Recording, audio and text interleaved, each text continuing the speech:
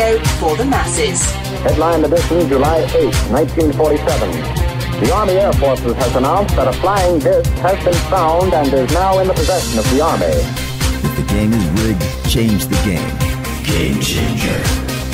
I occasionally think how quickly our differences worldwide would vanish if we were facing an alien threat from outside this world. This is Fade to Black with your host, Jimmy Church, on the Game Changer Radio Network and KGRA, the Global Radio Alliance.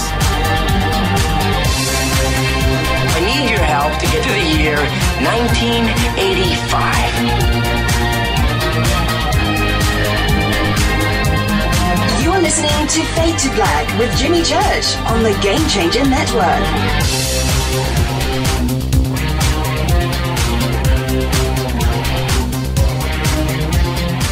Good evening. Fade to Black. Bespoke radio for the masses. Yeah, man. How you doing? Today's Thursday, November 21st, 2019.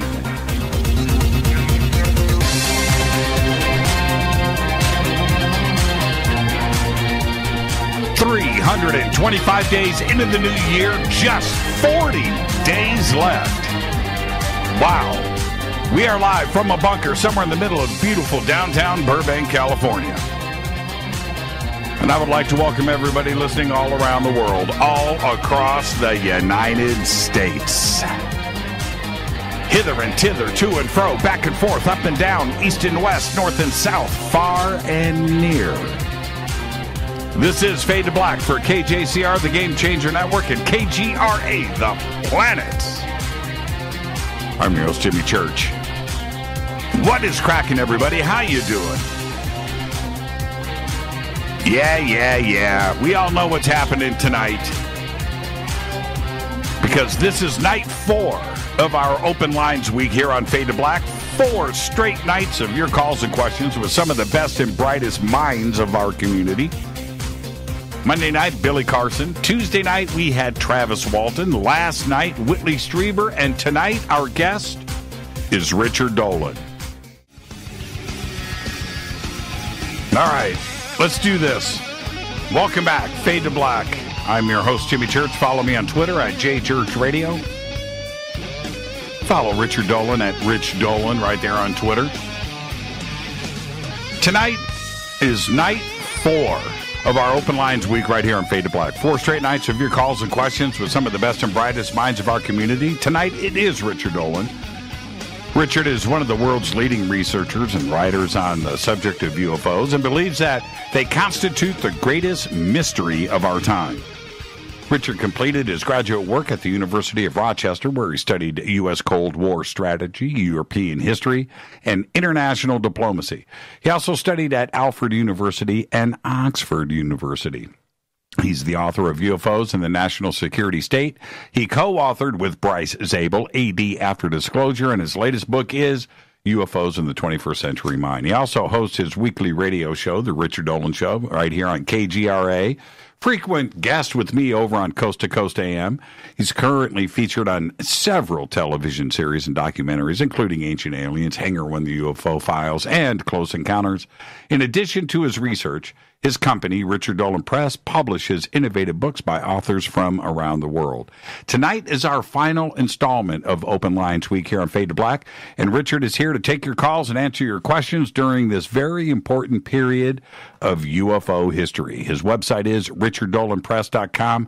The links to everything Richard are over at jimmychurchradio.com. I'd like to welcome back to Fade to Black, Richard Dolan. Richard. Jimmy. Don't mess with me. Nice to be here. Don't pause like that. I want to keep you waiting just for a split second longer. What kind of dramatic pause was that, man?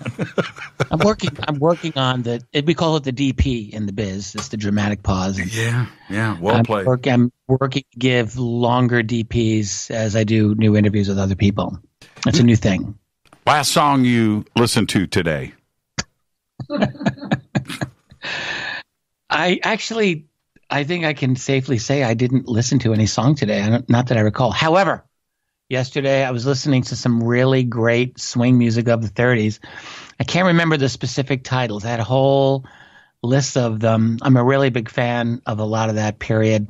Definitely something by Count Basie was in the mix. And Duke Ellington. Whoa, hello. You know what? Yeah, it's like really, honestly, you want to get into a good groove, listen to some upbeat swing from the 30s. There's a lot of great stuff available now, and it's just wonderful. Last week, I did this back-to-back, by the way. It was over the weekend. I watched 2 documentaries, one on Thelonious Monk, and another one on Charlie Parker. And wow, 2 of my faves, especially Bird, Charlie Parker. Oh, man. You know, and the 2 of them, they were both off the charts, musical genius. You know what? Genius isn't strong enough, right? they're beyond genius, right? And 2 of the most troubled, messed up dudes too, as well. Yeah, unfortunately, sadly, you know, particularly. I mean, Parker died famously at the age of 35, which was the age that Mozart died, and Parker in American jazz was kind of, you could say he was like America's Mozart in a lot of ways. Like he was this natural, like Mozart, this natural genius who, as he often said, heard a different sound. You know, when the big band world was going full guns, Charlie Parker heard something different. And there's a famous story where before he was famous, he's jamming and his notes were so difficult. They were really difficult for the other band members to play with, that the drummer lost time and in anger, this is in a session, threw his cymbal across the studio. And Parker just packed up his saxophone and walked out quietly. And he had this trouble his whole career. He just was always a misfit. He was. Until he became complete the famous misfit guy that everyone copied. That's right. And then when he was recording with Miles, and I think it was like Kind of Blue, right? Yeah. He's recording with Miles. No. He was gone by then. No, he was gone by then. He had a young Miles Davis trained.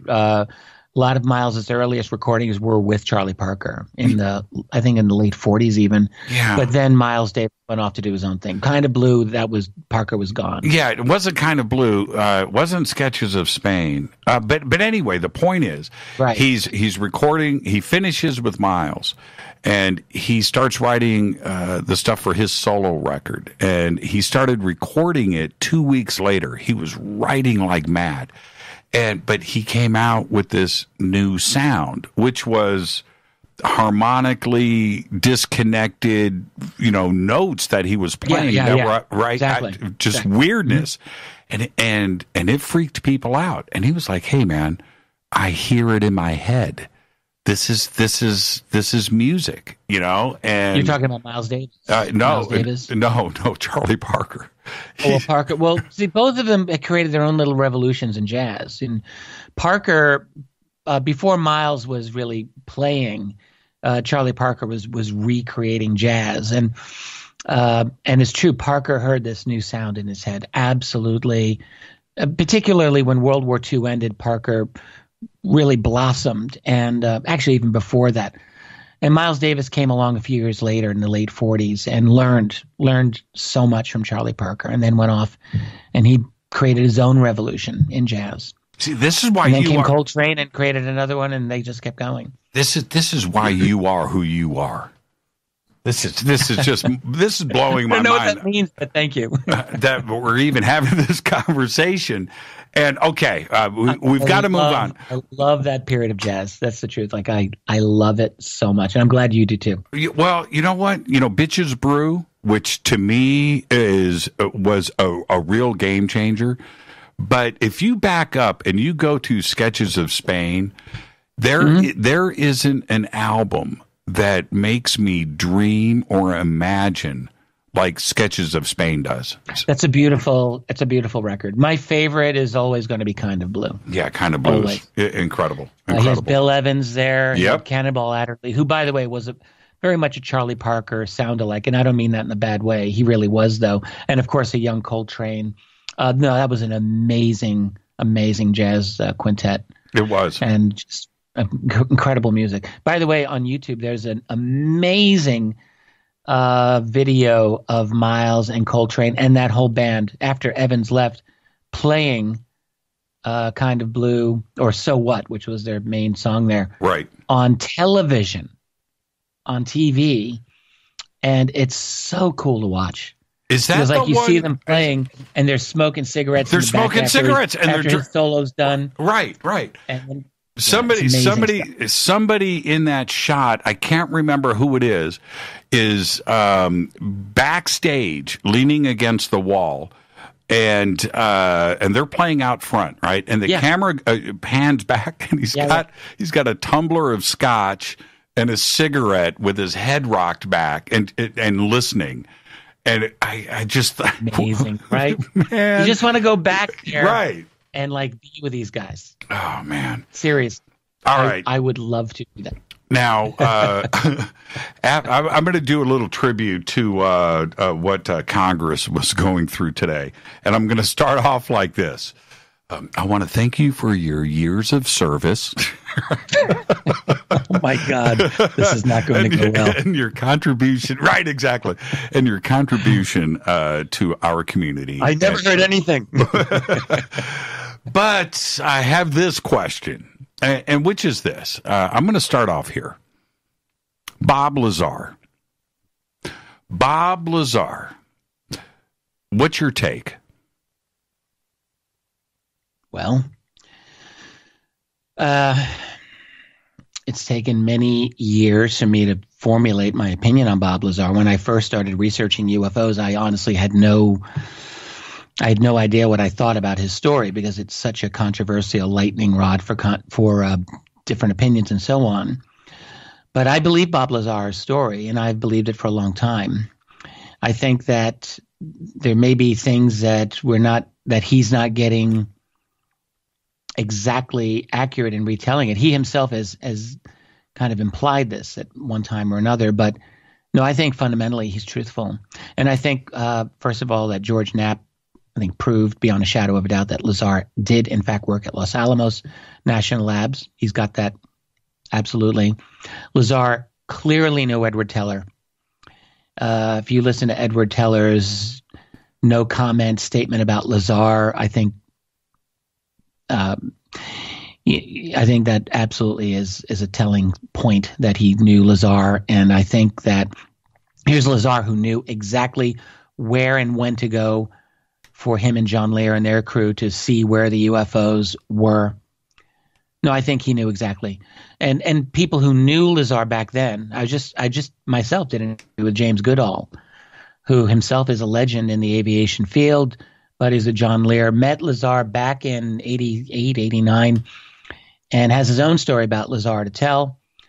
I'm friends with Ron Reguer, who knew Lazar back in the pre-1989, 88 era. All these people who knew Lazar, they all stand up for him. So, yes, I believe his story, and I think that he did go to S4. I think there is a place called S4. I think he did see a variety of these flying saucers and that he worked on one. So, yes, I believe that. What about the other elements? Now, I concur, by the way, with what you just said. And I have, over the years, not to spend a lot of time on my opinion, but watching all of the original statements and interviews with Bob and trying to get him to trip up, right, so I could just clear my mind of this. I found no evidence of that. So no, absolutely. Right. All of his statements are, as far as I could tell as well, completely consistent. And then I have this MIT Caltech conundrum. And that's the part where, do you think that was something that Bob just, it came out of his mouth in the excitement of the hoopla that was going down in 1990 and he slipped up? I used to think that. But here's the funny thing. Because back in the 80s, look, it was very easy for people to lie about their education. That's the fact. And we like to forget this. It's very difficult now to lie about your education. It's almost impossible, I would say. But in the 80s, people did it, and I knew people who did it. and one of them got caught, and it was a very embarrassing situation. But like, it happened because people need to survive. They want to get jobs and all of that. And back then it was done. And I always was inclined to interpret Lazar's MIT and Caltech statements in that manner. However, I mentioned Jim Goodall. And for people who do not know Jim Goodall, he, aside from having many, many years in the U.S. military, is probably one of the top aviation experts in the world, certainly in the history of aviation. This is a guy who sat inside the Blackbird SR-71. He saw it back in 1964, as a matter of fact. Took the first known photograph of the stealth fighter back in the 80s when no one knew about it. Like, this is a guy who's been there, and he knows all about Area 51. He's investigated it. And Goodall said to me that in, I don't know if it was in 88 or early 89, when Lear and Lazar were very tight, that he went alone with Lazar to Lazar's home or his apartment or whatever, and saw on the wall, and I am deadly serious here, said that he saw Lazar's MIT diploma on the wall. No. And I said, what? No. Right. I was like, what? He said, and Goodall, to his credit, and Jim Goodall, I just have to say, is an absolute beast. Like, he's an amazing guy. Yeah. He's a guy that you cannot help but love when you hear him. Seriously. Like, you want him in your family. You want him as, and he's just an amazing human being, incredibly knowledgeable. But yeah, he said this, that he believed, like he said, I'm pretty certain, like I think he's asked himself this a lot, and he was pretty sure it was an MIT diploma, and Lazar's apartment was broken into. This is Jim Goodall telling me, and all that stuff was stolen after that. And he believes Lazar's background was scrubbed. Now this, and I said, who else knows this? And he said, I don't know, Gene Huff, who of course was Lazar's real estate friend back in those days in the Vegas area. And I don't know who else knows. Maybe George Knapp would know, actually. This is worth asking him, actually, in fact. But yeah, I got this statement just a week or two ago from James Goodall. Yeah, that's crazy. So, Goodall, back in like I'm going to go with 1995. That seems like it's the right year. I got his email and I wrote him. And we had a very cool, like maybe month or two email back and forth, back when email was like a rare thing.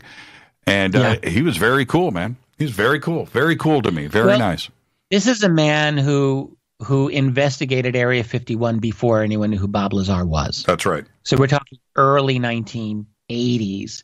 Jim Goodall was talking to, he had one, I think, a sergeant who was 11 years at Groom Lake, I believe.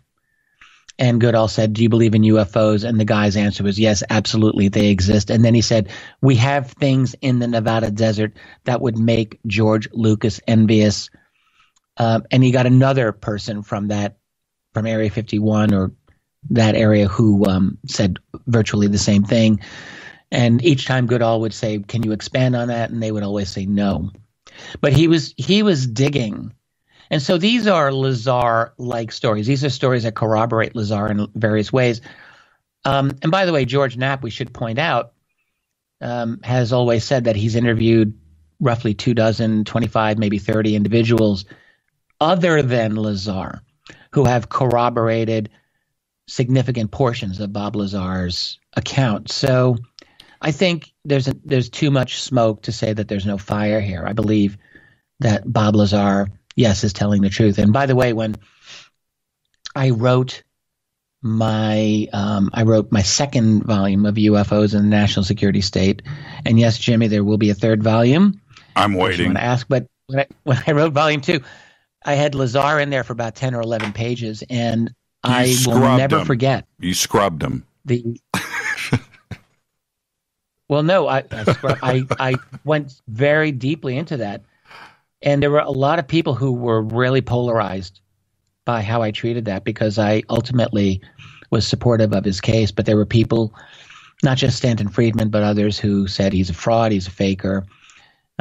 And then equally as many people who were very strongly supportive. So yeah, I'm glad that he's getting the attention he's getting now. I think he deserves it. Now, the other part of it, though, scrubbing school records is one thing at two major universities. But how do you scrub your professors? How do you scrub your friends, your classmates? How do they get scrubbed?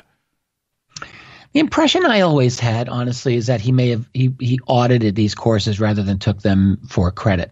And I think the Caltech is totally possible. MIT, the story that I had heard, and I wish I could remember how to confirm this or not, was that he had a buddy of his who went to MIT and that Lazar just audited some courses.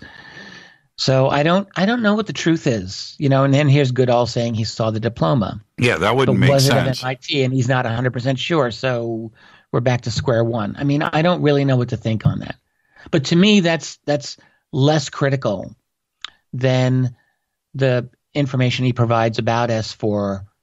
Oh, that's right. I think has received corroboration. Yeah, my opinion is very cut and dried here. Look, I'm sure that he worked. He's got the Navy W-2, right? He's got the things that can back that stuff up. But if you didn't go to MIT, if you didn't go to Caltech, it's okay. Just come clean about it. Nobody cares. Obviously, after all of these years, that part of his education has been hanging out there. But I don't think it phases anybody, and it doesn't faze me. I would rather just have him go, look, man, I let my head get away from myself, and I didn't go. Yeah. I agree with you. Has he provided, because I don't really know the answer to this, names of professors he studied with? Nope. I actually can't recall. I don't think there's one. Not any? Yeah. Yeah, that would be a problem, right? Yeah. Yeah, I mean, because I remember. Like if I couldn't produce any of my diplomas or my degrees, I forgot what my college degrees are called.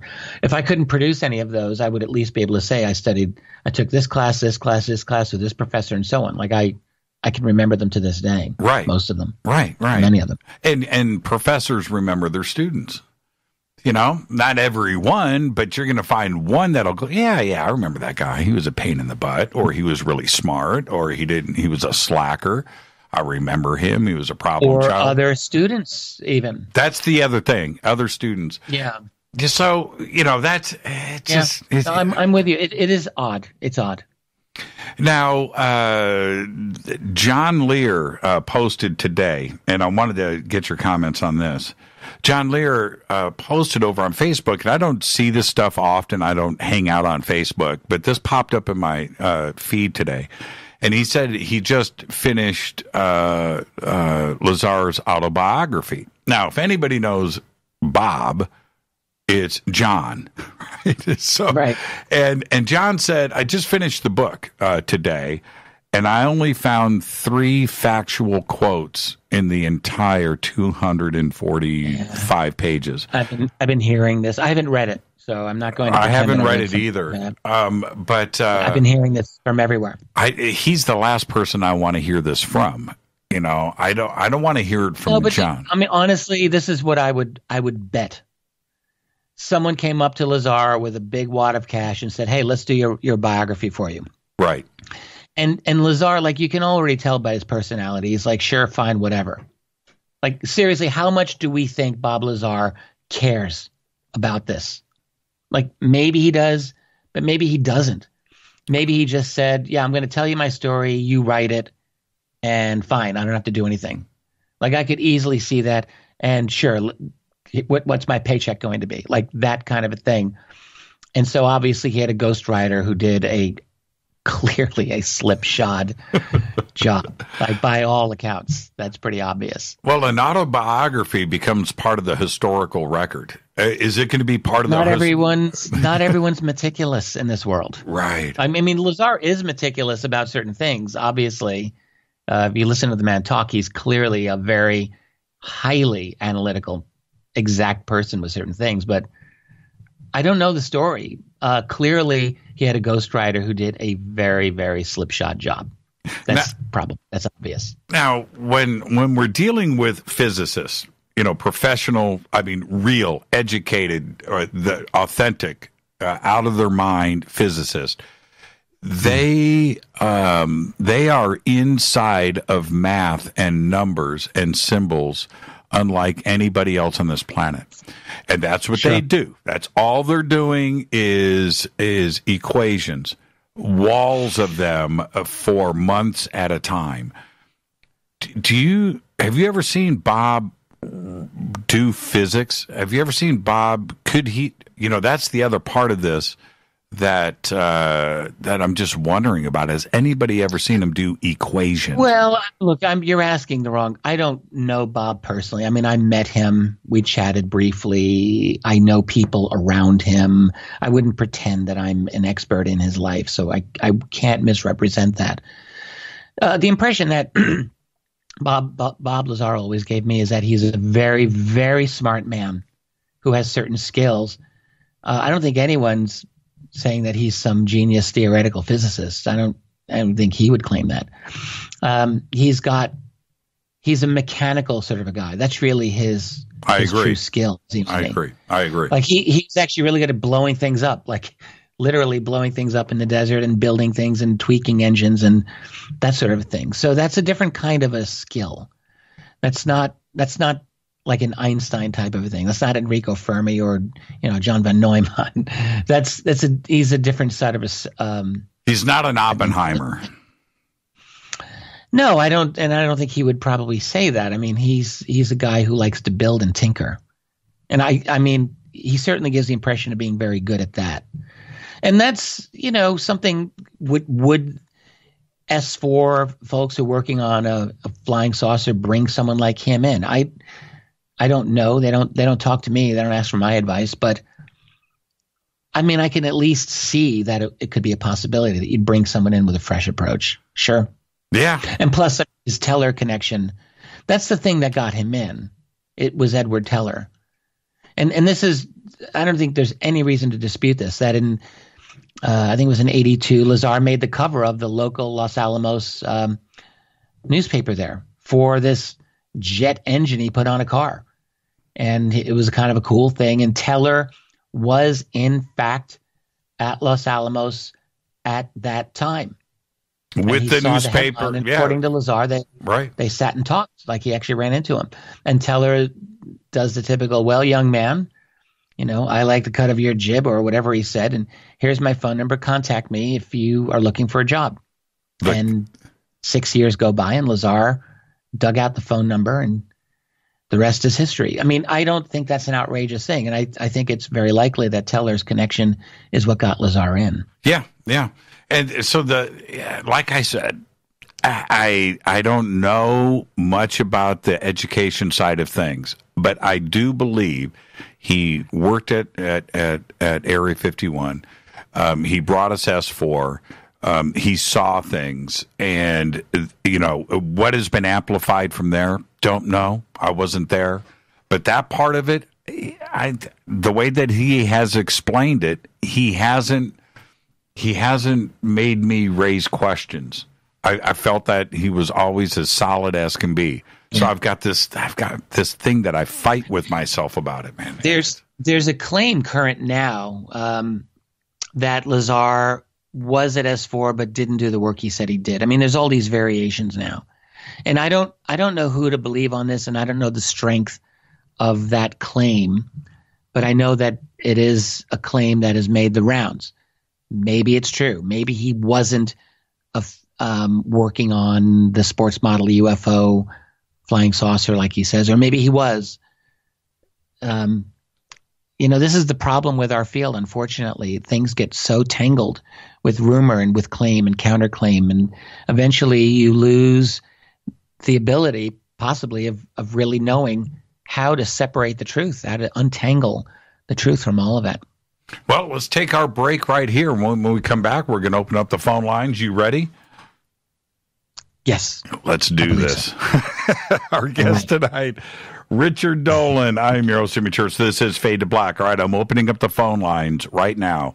747-228 2051. If you don't get through, call back, call often. It's going to be a busy night on the phones. I'm your host, Jimmy Church. This is Fade to Black on the Game Changer Network and KGRA, The Planet. Stay with us.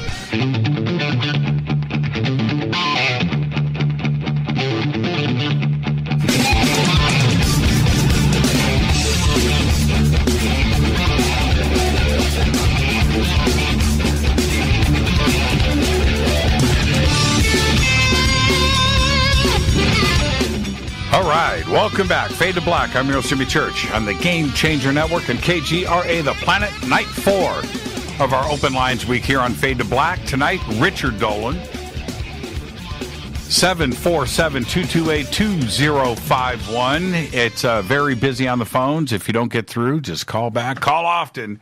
It's going to be a busy night on the phones. And, Richard, before we get started, Yes. Have you found that... I got to fix my chair. Have you found that no matter where we are at any given moment in ufology, where a day or two goes by and it feels a little stagnant, right? And all of a sudden, bam, there's something else. There is a big breaking story, it seems like, right around the corner, right? Are you ever surprised anymore? Well, for the last 2 years, I've gotten used to it. Like I'll just say, for a number of years, it felt to me that we were either spinning our wheels or just engaging in fantasy land with a lot of really, really absurd claims that were detracting from the value of this field. Mm-hmm.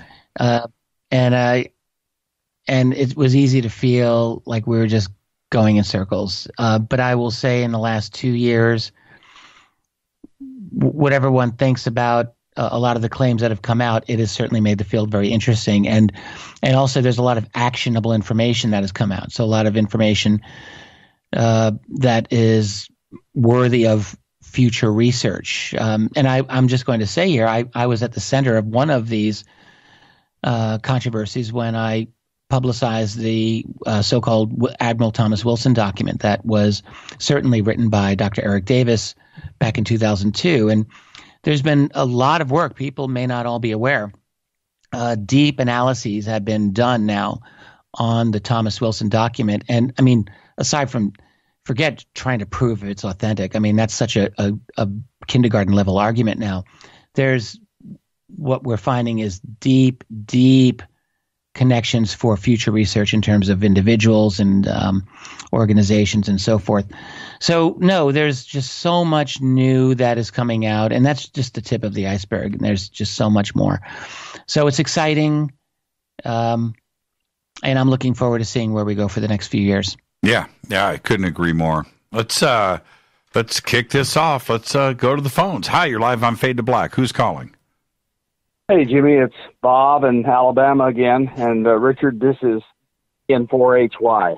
So anyway, thanks very much, Jimmy, for having this great week, and Richard for taking the call. Richard, I really want to commend you and Tracy and your whole team on your implementing the forum.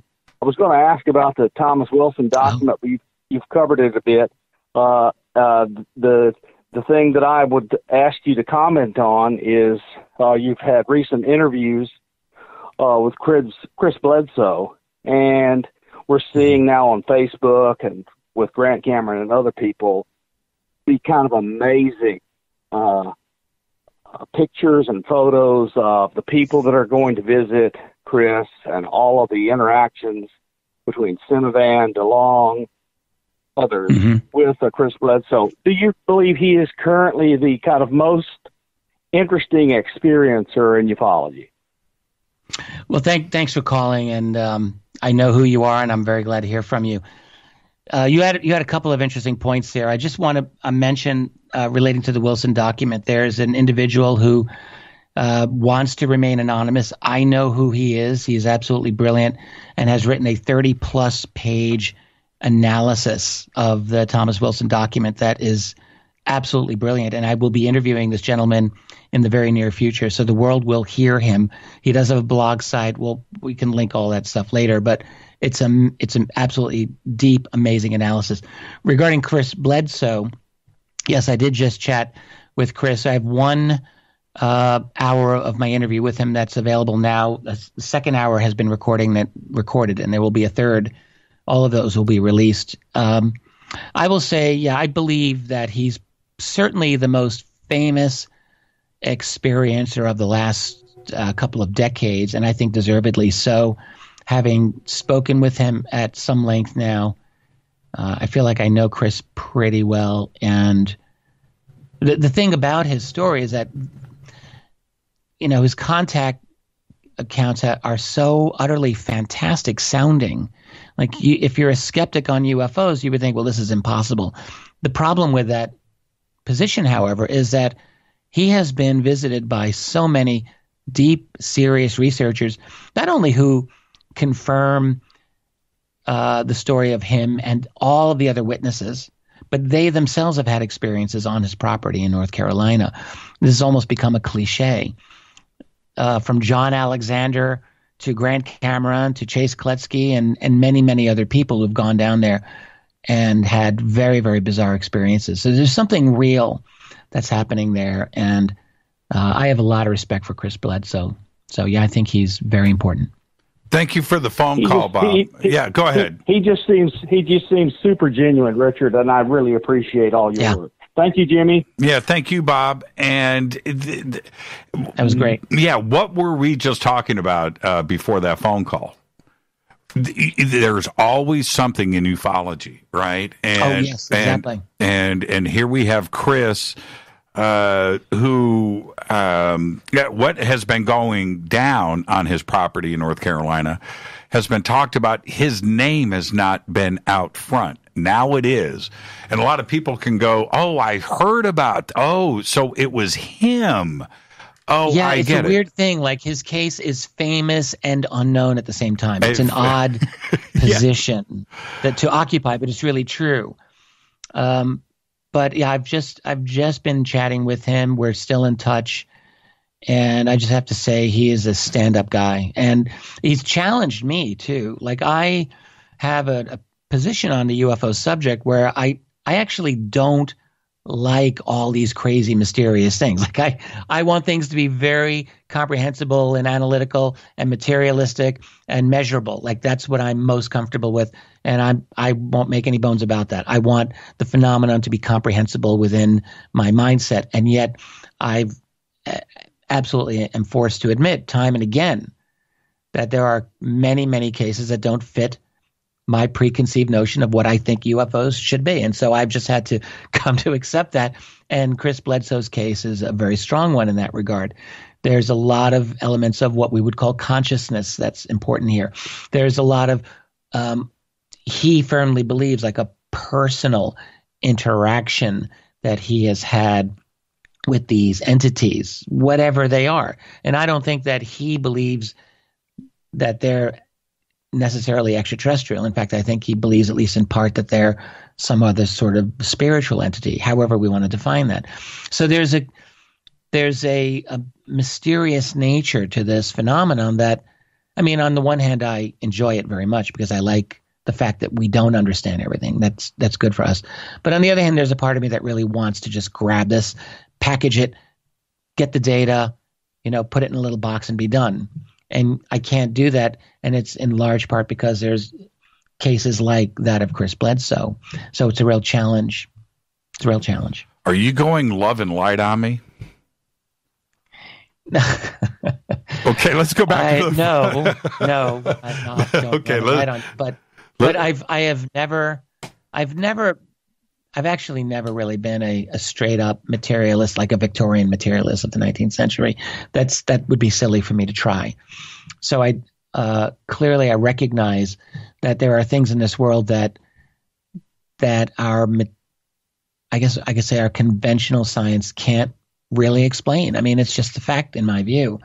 And so that tells me that our science is missing something very important. And so we have to be alert to those anomalies. There's a great book written over 50 years ago called The Structure of Scientific Revolutions by a man named Thomas Kuhn, Kuhn.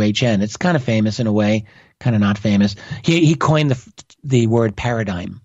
Right. And Kuhn argued, he said, scientific progress doesn't just happen incrementally.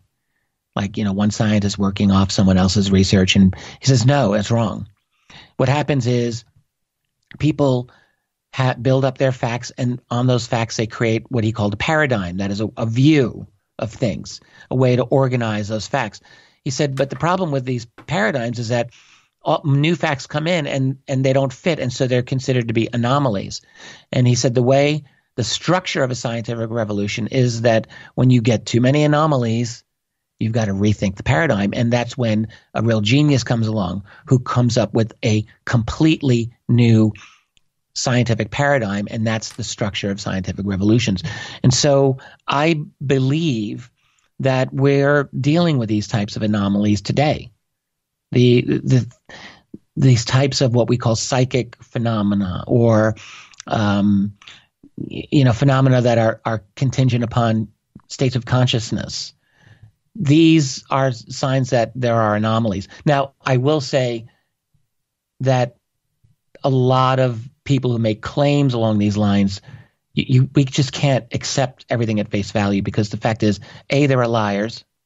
B, there are people who are self-deluded. And you and I have met both of them. Yes. They exist. And we're fools if we pretend that they don't exist. We're fools if we say, oh, yes, I believe everyone. Like, that's not smart. So we have to be critical, and we have to recognize that there are a lot of fakers out there, or people who make these claims, and we can't accept it. But you can't throw out the fact that there are truly unexplained phenomena. So I would just say approach it scientifically. I think that the culture that has accreted around what we call the New Age phenomenon has been an unfortunate development in our society, in the sense of focusing on feelings, focusing on your heart chakra and what you feel is right and all of that, and like your truth versus my truth. Like, that's all poison to the mind.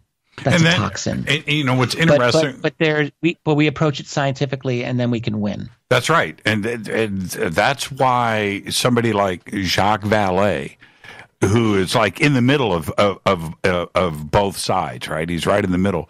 Is somebody that needs to be listened to, because he gets it. Let's go back to the phones. Hi, you're live on Fade to Black. Who's calling? Hi, Jimmy. It's Deb from Sacramento. Hi, Richard. Hi. Hey, Richard, I wanted to let you know that whenever I feel like being really educated and I have got my thinking cap on, I always look for your podcast, because you're always great at educating people. You're clearly very intelligent, but you're not highbrow. You don't go over people's heads. And the thing that I appreciate the most, along with all your knowledge and research, is you have a great sense of humor, and you're entertaining as well. So thank you for that. Smoke and mirrors, Deb. Why aren't you mirrors. just a sweet sack of sugar? Thank you, Stephanie. What have you got for Richard tonight? I appreciate that. Now she's going to drop the bomb on you, though. See, she just softened you up. Yeah, I also wanted to say, you're Tracy, your wife's a very lucky lady. You two are fantastic together. She's sitting right here and giving a little Japanese girl clap. Like the little clap like this. She's doing that. You know what I'm saying? Yeah. Well, my question is, have the two of you had a chance to look at, and I hope I'm going to say this word right, the silicant images and videos that have dropped on the web? Oh, you're kidding. Jimmy and I were just talking about this. Yes. Okay, well, ask again. Jimmy, you told me about this. Yes. Jimmy, do you want to introduce this to the world? Because I think you're better at this. No. I'm going to let you. I'm going to let you run. I'm going to let you run with it. I learned this from a man named Jimmy Church. He was telling me about this earlier today. And apparently in Germany, in a location that Jimmy doesn't know exactly where, somewhere in the nation of Germany, a flash drive was found, a USB stick that has over 8,000 images, video, 1,800 documents. Yes. No, I thought it was over 8. Okay, whatever, a lot. Yes. And they're quite interesting. Like on Jimmy's Facebook page, I'm looking at some of these images. Oh, here we go. Some of them are rather odd. They're mysterious. One some show like markings on the moon, and I don't know what these things are. I mean, there's an odd beam of light that you see here, and there's a spherical object in front of a planet. Maybe that's Earth. These are very odd pictures. Now, Jimmy said he saw some pictures that were supposedly as early as the early 20th century. I'm not seeing any on. No, those here. haven't been published yet. But I'll send you some stuff tomorrow or after the show. Well, it's just a new mystery. I mean, I wish I had something to say about it. I don't really have anything to say other than the pictures actually are rather interesting to look at, and I would like to know more. But of course, great, to be continued then. Well, you always have to ask. Obviously, these can be easily. I do think they could be created, and we really don't know the true origin of this. All I'm hearing from Jimmy is that they were found in Germany. We really would need to know how these things specifically were found before we're going to make any decisions. I would like to do that. I would like to know exactly how they found. To me, my impression, I've seen what's posted so far, and to me it looks like there could be a mixture of credible and fake ones, just to confuse people more. That's kind of my impression. Oh, my God. But like I said, that'd be another annoying thing. Like on a flash drive, then it would be like you'd have to think, right, that it would be planted to, bury the truth amid a tissue of lies? Is that what it would be? Crazy. Yeah, no. I mean, maybe it's the case. You know, and the other part about it for me is they don't have a consistent look and feel. Right? If somebody was hoaxing these and sitting at their computer, you would eventually go, okay, these feel like they're coming from the same, creator. Where here they're just all over the place, and they don't have a consistent. A couple have color. And some are black and white. Most black and white, I guess.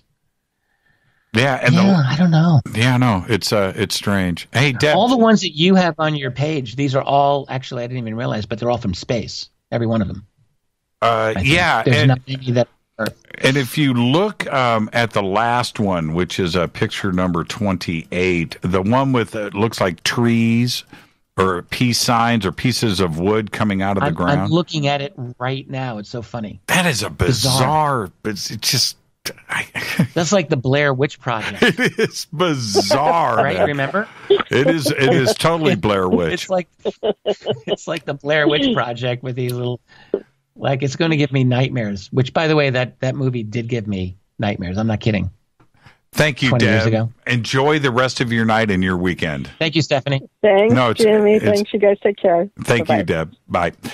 Yeah. I thought Stephanie. No, it was Deb, but that's okay.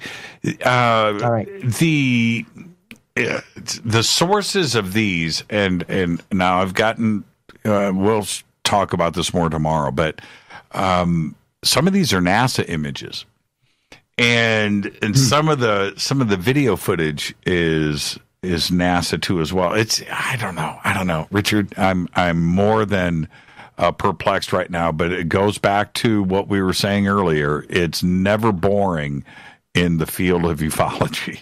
Just when you get comfortable, that's when you need to get ready because something else is about to happen. And that's my take. And I just find this fun. I don't know what getting to the bottom of this is going to produce in the end. I don't know. And it feels cicada-ish, too, as well. Let's go back to the phones. Hi, you're live on Fade to Black. Sure. Who's calling? Hey, how's it going? It's going good. Who's this?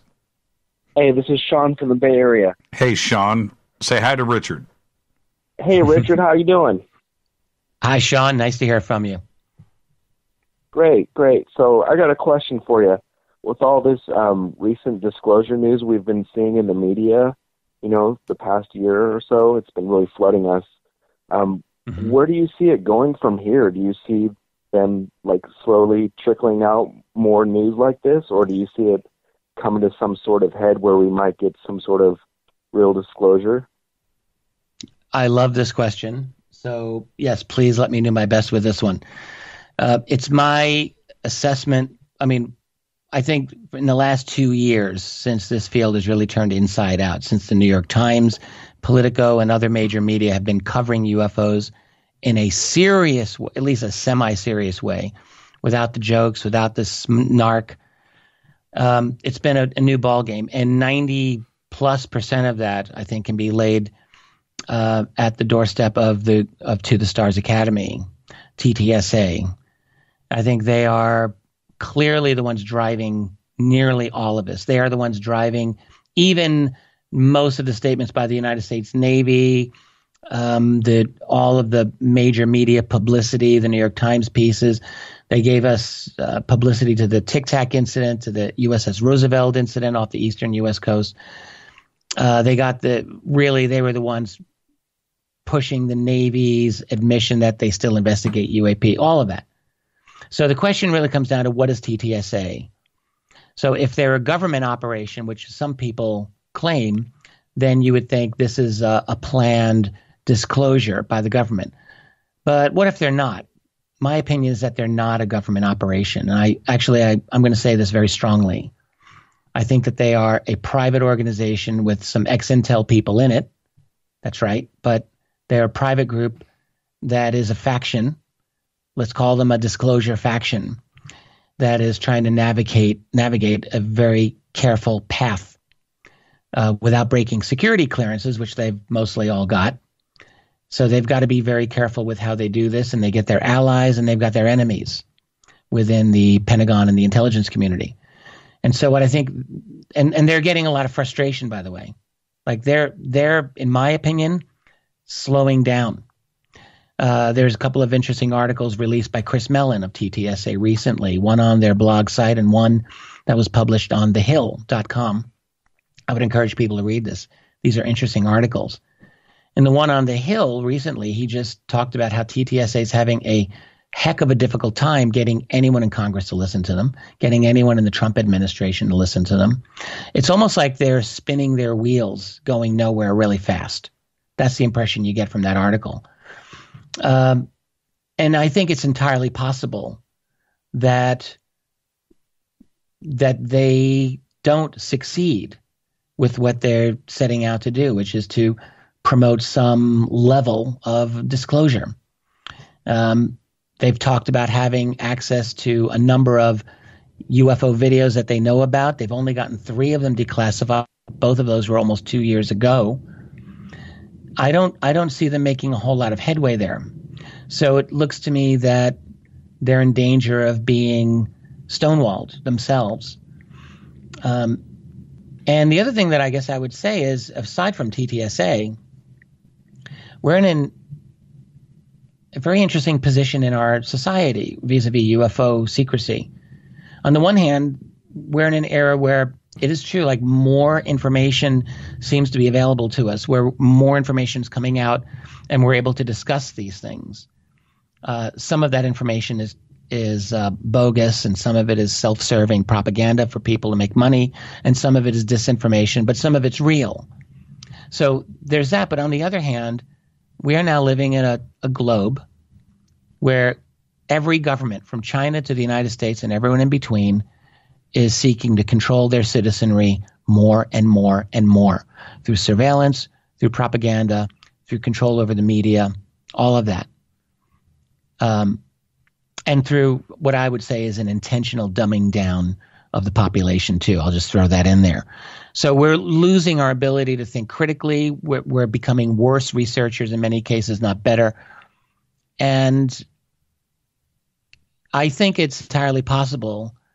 Like we and I often have had the assumption that disclosure is an inevitability because we're trading more and more information and the wall's going to break.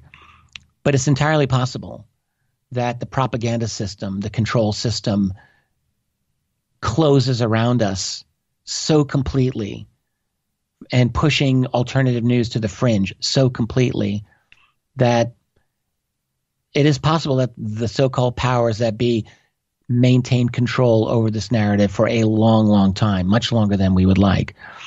And in which case the efforts of TTSA, which I do not see as a government op, I'm going to say this again, would have come to failure. And that's a distinct possibility, in my view. Thank you for the call, Sean. Hey, you're welcome. I like this way the man thinks. All right, Richard, Jimmy, go back to Tepe. Go back to Tepe. Thank you so much, Sean. And the thing about that, the slowdown, and what Chris Mellon was talking about, and the frustration that is there. Do you think, and I've got 15 seconds, do you think it's because it was too much, too fast, and maybe not controlled probably a little bit better the way that TTSA did it, and now we won't be seeing any more cooperation with the Pentagon? I don't think it has anything to do with how well or how poorly TTSA rolled out their information. I think that there are just enemies in the Pentagon, and they just come hell or high water, they're not going to cooperate. TTSA made their Mylar balloon gaffe and a couple of other things they shouldn't have done, but that has nothing to do with why the Pentagon wouldn't cooperate with them. It had everything to do with the fact that they are opening up a subject that many factions in the Pentagon still do not want open. I think that's what we're talking about here. There you go. Let's take our break right here. This is Fade to Black. I'm your host, Jimmy Church. Tonight, Richard Bleepin' Dolan. Yeah, I got bleeping in. On the Game Changer Network and KGRA The Planet. More of your phone calls are next. Stay with us.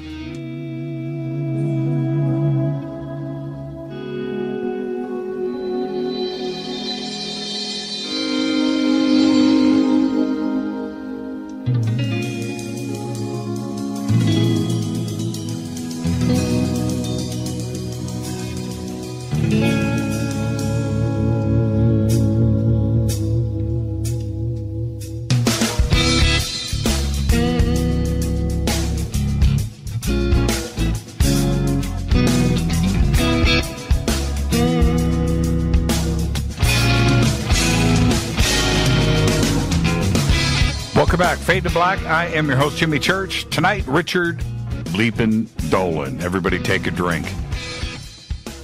On the Game Changer Network and KGRA The Planet. You can follow me on Twitter at JChurchRadio.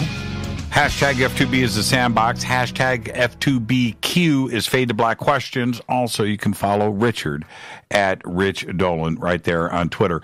And Richard, before we get back to the calls, everybody that's on hold, stay right there. We'll get to everybody.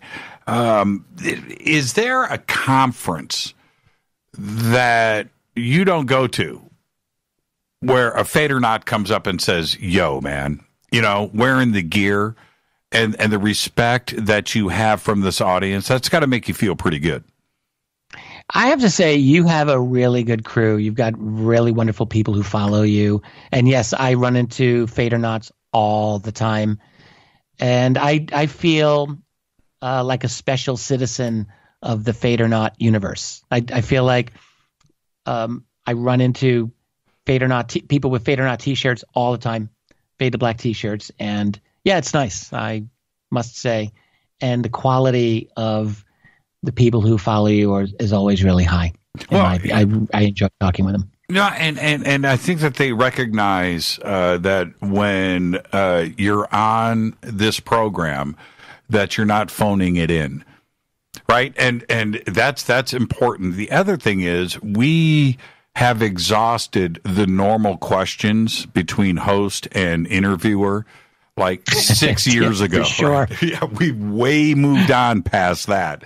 So they know that it's going to be different every time that you're on, and we're just going to sit and talk. What I like about these shows, honestly, I've said this to you before, but you really genuinely have a way of getting me to express myself in a way that I don't do anywhere else. Like, I don't do this. I'm more relaxed, maybe too relaxed sometimes, but I am more relaxed with you than I am probably with any other host. And we all appreciate that. We have good conversations. Absolutely. And you let me unleash on you sometimes. Like, that's very nice of you, honestly. I give you hell sometimes, like either in private phone calls or on the air. It's happened. It happened today. It happened today, earlier today. It always does. Yes. I can't help myself. But this is the other thing. And you and I, this is funny. Let's just put this out there. We actually talked about this earlier today. And yes, that among other little juicy tidbits, which will not be named. Will not be. We're not going to go there. But that I feel that I can push. You can push, but it's only because we're chasing the truth and we're trying to figure this out together. That's absolutely the case. Like, I think we both recognize in the other person that we are genuine. We have certain similar opinions, a lot of similar opinions, and we have other opinions that are different. But I've always felt that you are in this for real, and I think you know that I'm in this for real. So, and I think on that basis we can listen to each other. And it'll never change. I listen to you, and I think you listen to me. It'll never change. It'll never change. With that, we've got so many people on hold. Let's go right back to it. Hi, you're live on Fade to Black. Who's calling? Hello, how's it going? How are you, Jimmy? It's going good. Who's this? This is Matt from Winnipeg, Manitoba. How are you? I say hi to Richard. Oh, Richard, hello. You're like one of my biggest fans, buddy. I'm telling you. Hey, Matt, nice to meet you. Nice to meet you, too. I'm driven up by your idea of creating a technology where everybody can, have a free energy technology, but still, be able to print it on 3D printers. Yeah. And just absolutely taken away by that.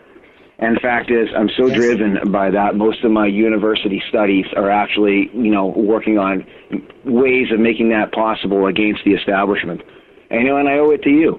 I love that. I love hearing that because honestly, it might be one of the only chances, truly one of the only chances that ordinary people have to retain any measure of independence in this world. Like is the ability and the idea. Just I've been working this idea over and over for years now, but it just combines understanding of advanced next generation 3D printing, where you can work. I mean, actually, it's already here where you can work with mixed materials and sometimes in a very sophisticated way, even printing things like integrated circuits or at least printed circuit boards with, I remember it after coming back from a conference on breakthrough energy, meeting a lot of those people and being very impressed by a lot of amazing ideas, some of which I'm going to take a wild guess are not bogus. So my thought was there's going to be some smart person in some part of the world who might just upload a CAD version of their next generation free energy device that you could 3D print in your living room and then go off the grid.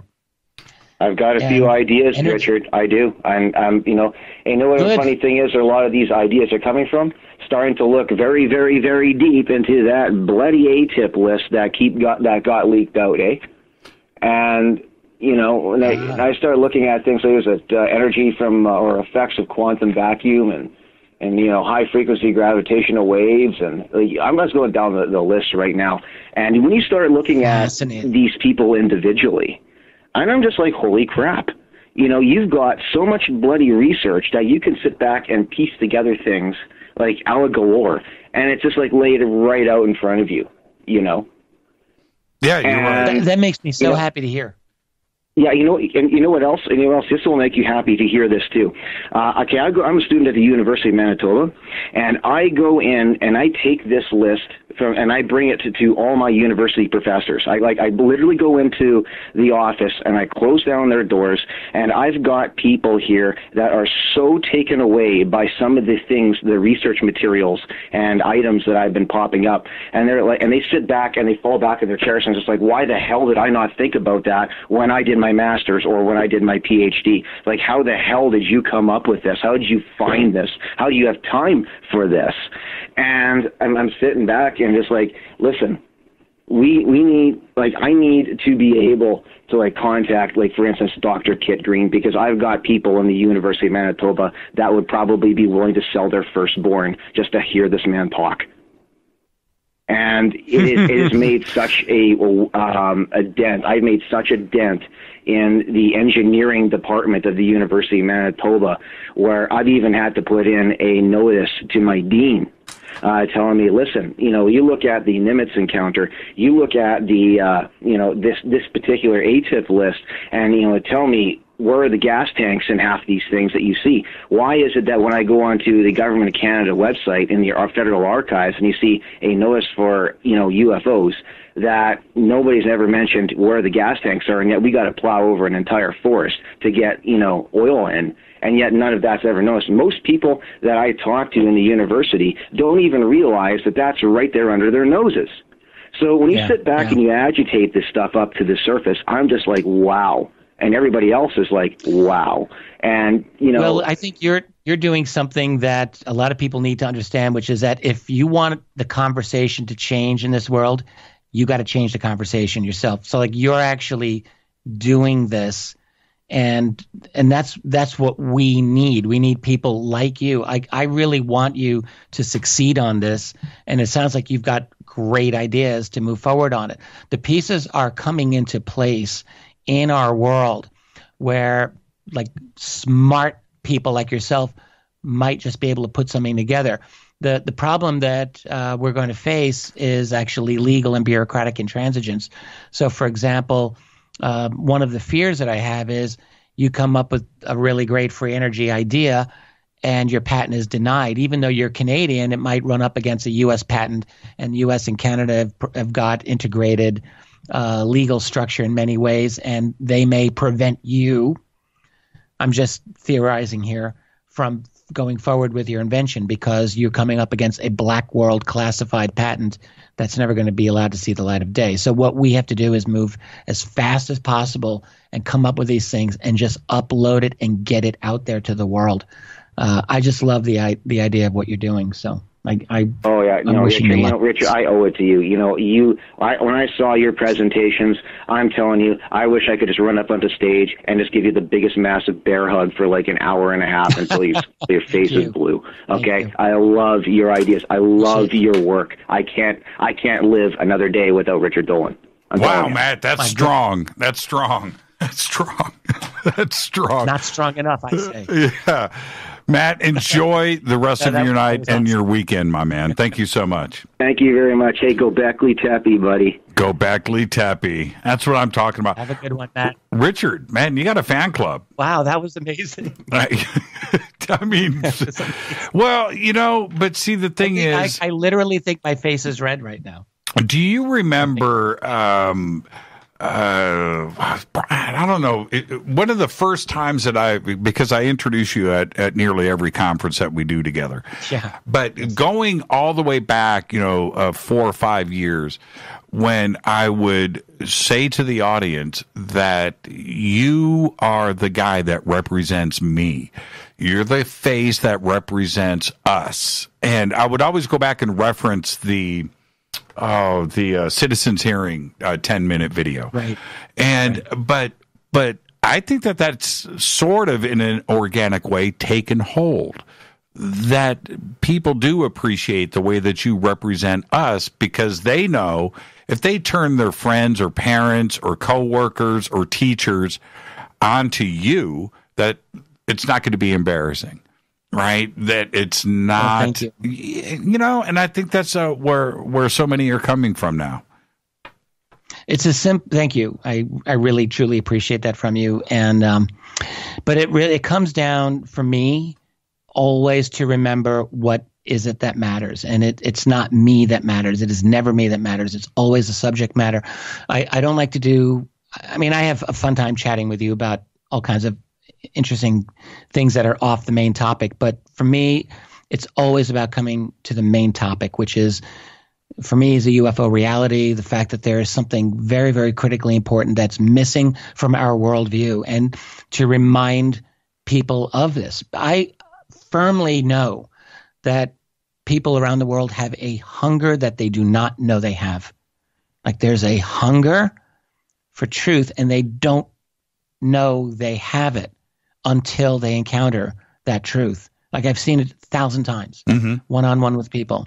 So for me, it's a matter of remembering what is important and what is not important. And what's not important is me. What is important is this subject. And so I never want to lose sight of that. I have fun, and I love I have loved the people that I've met in the 20 years or so that I've been a public person in this field. There's so many brilliant, fascinating people. And I'm someone who I think that I naturally like to enjoy life, and I like to laugh, and I'm married to a wonderful woman, and life is good. But I do want to represent this field as well as I can always. It's very important to me. It's very important. So thanks for reminding me of that. Let's go back to the Richard Dolan fan club hotline. Hi, you're live on Fade to Black. Who's calling? Hey, I'm a Richard Dolan fanboy. It's Paul from Sunny Grants Pass again. Hi, Paul. I want to thank you. Hi, I want to thank you for doing this. You've allowed me to contact two of the people that I've always wanted to talk with. Well, three, counting you. And I really, truly appreciate what you're doing with that. Richard, you are the sober-minded face to a pretty chaotic community a lot of times, in my mind. I've got three questions for you, but I did want to pass you that compliment. I know when I thank you listen to something that you say, that it has been carefully researched, it has been carefully thought about, and it represents the truth as we can know it now. Okay, question number one, So, Paul. Question number one, I'll just ask all three and take my answers off the air. Question number one, what is the most compelling case that you've researched? Question number two, how do you think that these people are getting here, or are they already here? And then finally, who are the up-and-coming voices in our community? Three great questions, Paul. And let's start with the first one. Thank you so much, Paul, for the phone call. Take care. Question number one, the most compelling case, in your opinion? Well, there's a few. It's funny, I was asked this question a number of years ago by George Norrie out of the blue. Richard, what's the best UFO case you know of? Caught me off guard, and at that time I said the 1976 case of a UFO over Tehran, which might still get my vote.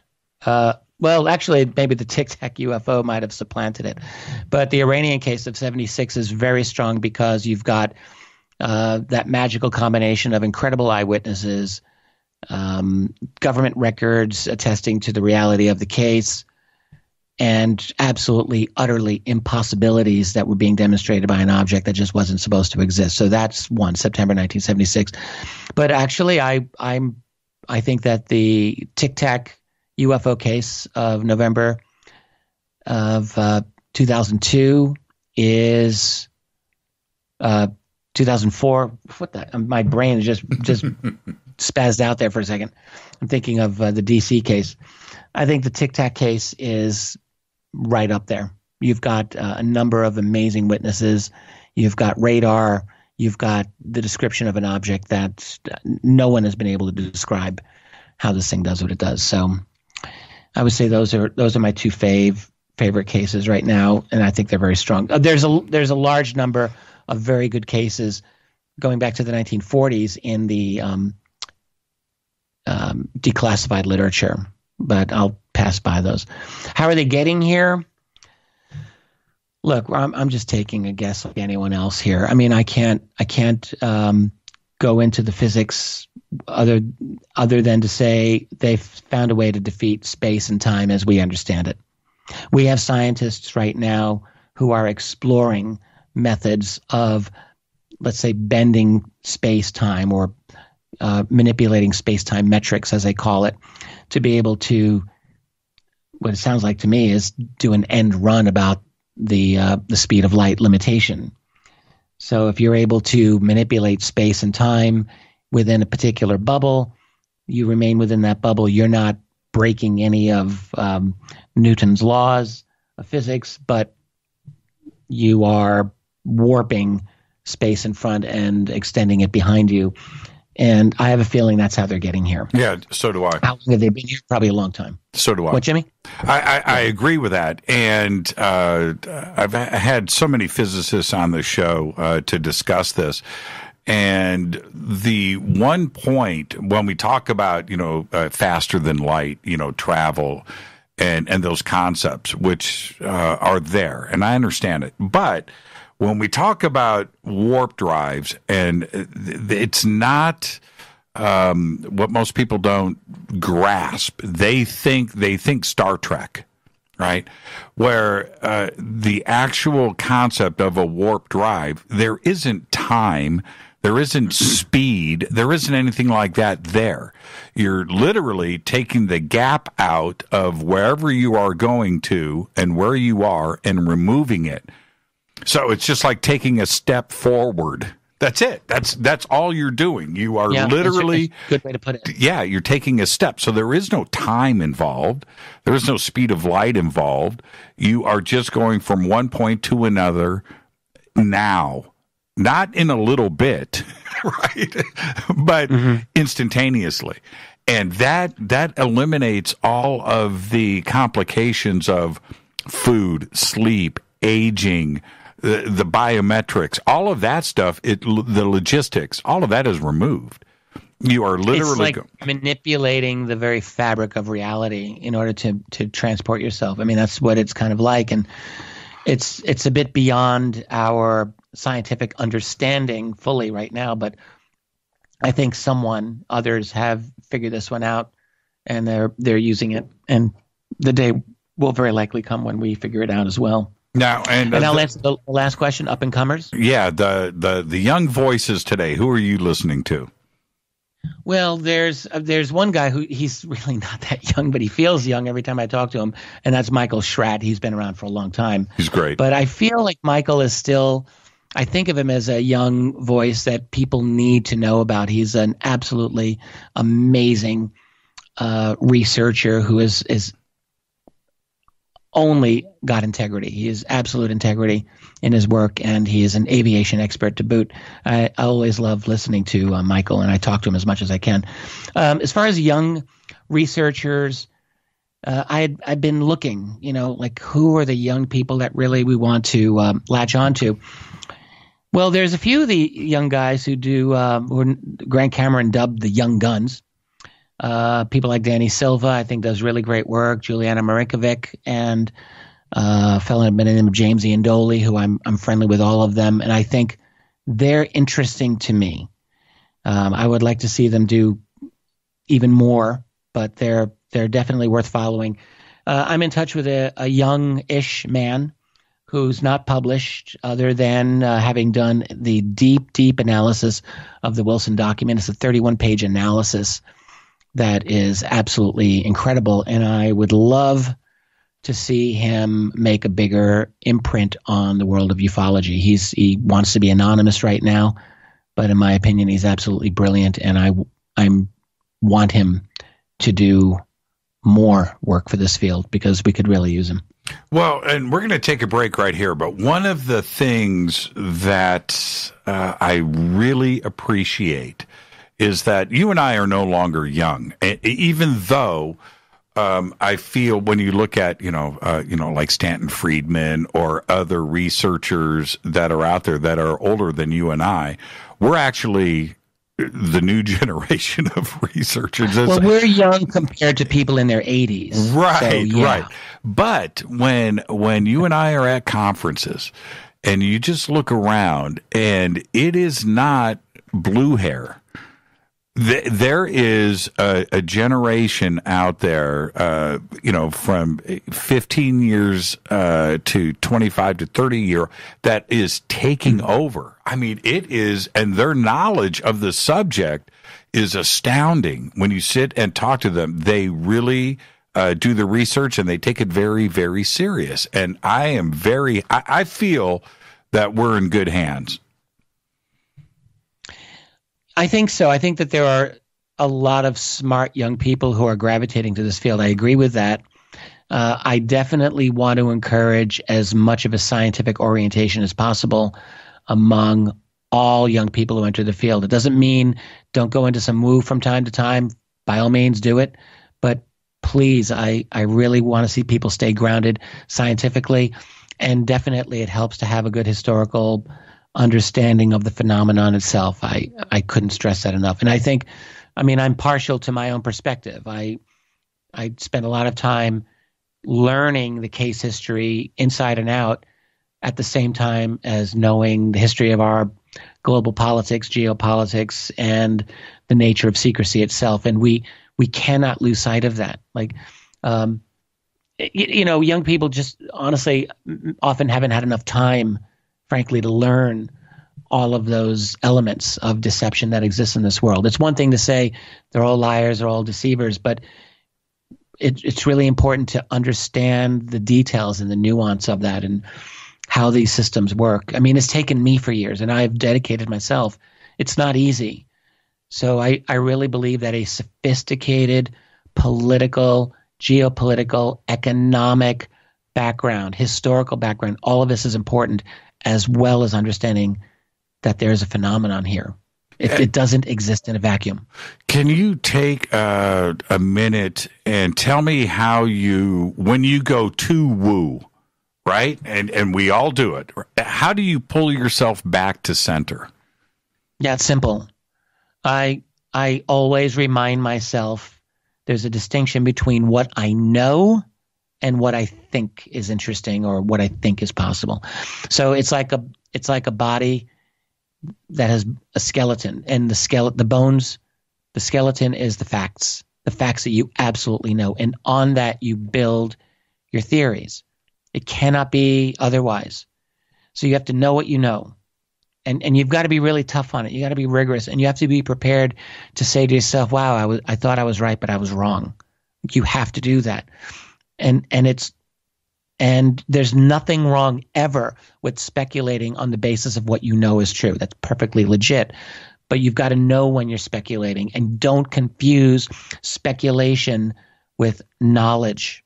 It's a big mistake. And so you've got to know when you're going out on a limb. Yeah, there's got to be a balance there. But if you go back to, there has to be a balance. But if you go back to somebody like Galileo or Copernicus, right, where back then the stars were part of one layer, right? That's what they thought. Right. They thought it was just one layer that was going around. They didn't have it took them to go out and beyond that maybe there's something else going on here.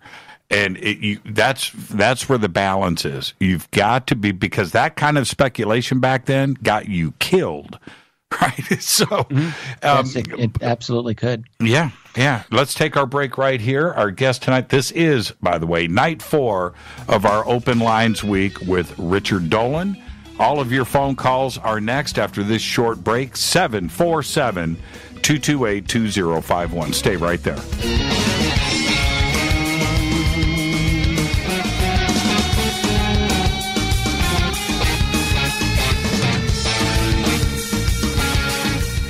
All right, welcome back. Fade to Black. I am your host, Jimmy Church. Tonight, night 4 of our Open Lines Week.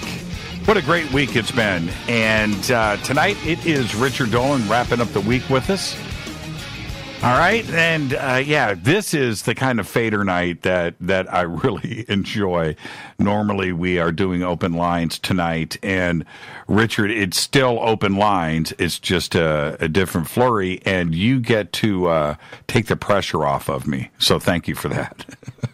You're quite welcome, sir. And may I just commend you again on the quality of your callers. Seriously, they're best. They've been quite amazing. Let's see what's up next. Hi, you're live on Fade to Black. Who's calling? Hi, Jimmy. This is Malcolm Brenner from Port Charlotte, Florida, and Mr. Dolan. Good evening to you too. I've many times been amused, entertained, and informed by your program. So, hi. Thank you for that, Malcolm. Thank you, Malcolm. What have you got for Richard? Yeah. Well, I'd like to ask Richard which he thinks is going to have the greater impact on society, UFO disclosure or dolphin disclosure? Or what disclosure? Dolphins. Dolphin disclosure. Yeah. Well, I guess my instinct would be to say UFO disclosure because I don't know if I would understand what dolphin disclosure is. Well, the fact that we've evolved on Earth with these creatures living in the ocean alongside us, which are functionally our equivalent, brain-wise and, in behavioral terms, but they don't have opposable thumbs, they don't use fire, they really don't need to manufacture anything. They've been, where they are for 12 million years. Their communications are probably largely emojis. But I think we can learn something from them because they are an animal that can penetrate the human mind telepathically. And the only other animal that I know that can do that is the creatures that, Whitley Strieber calls the visitors, the ones in those woo-woo things. Mm-hmm. Okay. Yeah. Maybe you have a point there. I wouldn't necessarily want to dispute you on this. I think dolphins and potentially whales as well obviously they're highly intelligent. We all know that. We all know that they have very sophisticated modes of communication. Often, I would even say mysterious to us modes of communication. The telepathy seems like a completely legit possibility. I don't know for sure, but I wouldn't say no to it. I think that what we call telepathy and psychic ability is, my wife and I, Tracy, we talk about this all the time. I think it's a perfectly natural capability of many life forms, including ourselves, certainly probably dolphins. It's probably a life skill. So yes, to all of that. As to whether that's a bigger change to human society than ET disclosure, I would probably argue against you there. But here's the thing. I've only recently been wondering to what extent are these ocean-based UFO sightings really about us? Are they potentially about the oceans, about the whales and dolphins? I mean, they're the interesting life forms in the sea, and there may be something there that these other craft and these other beings are connecting to, for all I know. Thank you. They were in their current large brain forms when we were tree shrews, and I'll leave you with that. Yeah, absolutely, Malcolm. And there's another part to this, and thank you for the phone call, is the revelation that came out, I think it was about a year and a half ago, about octopus.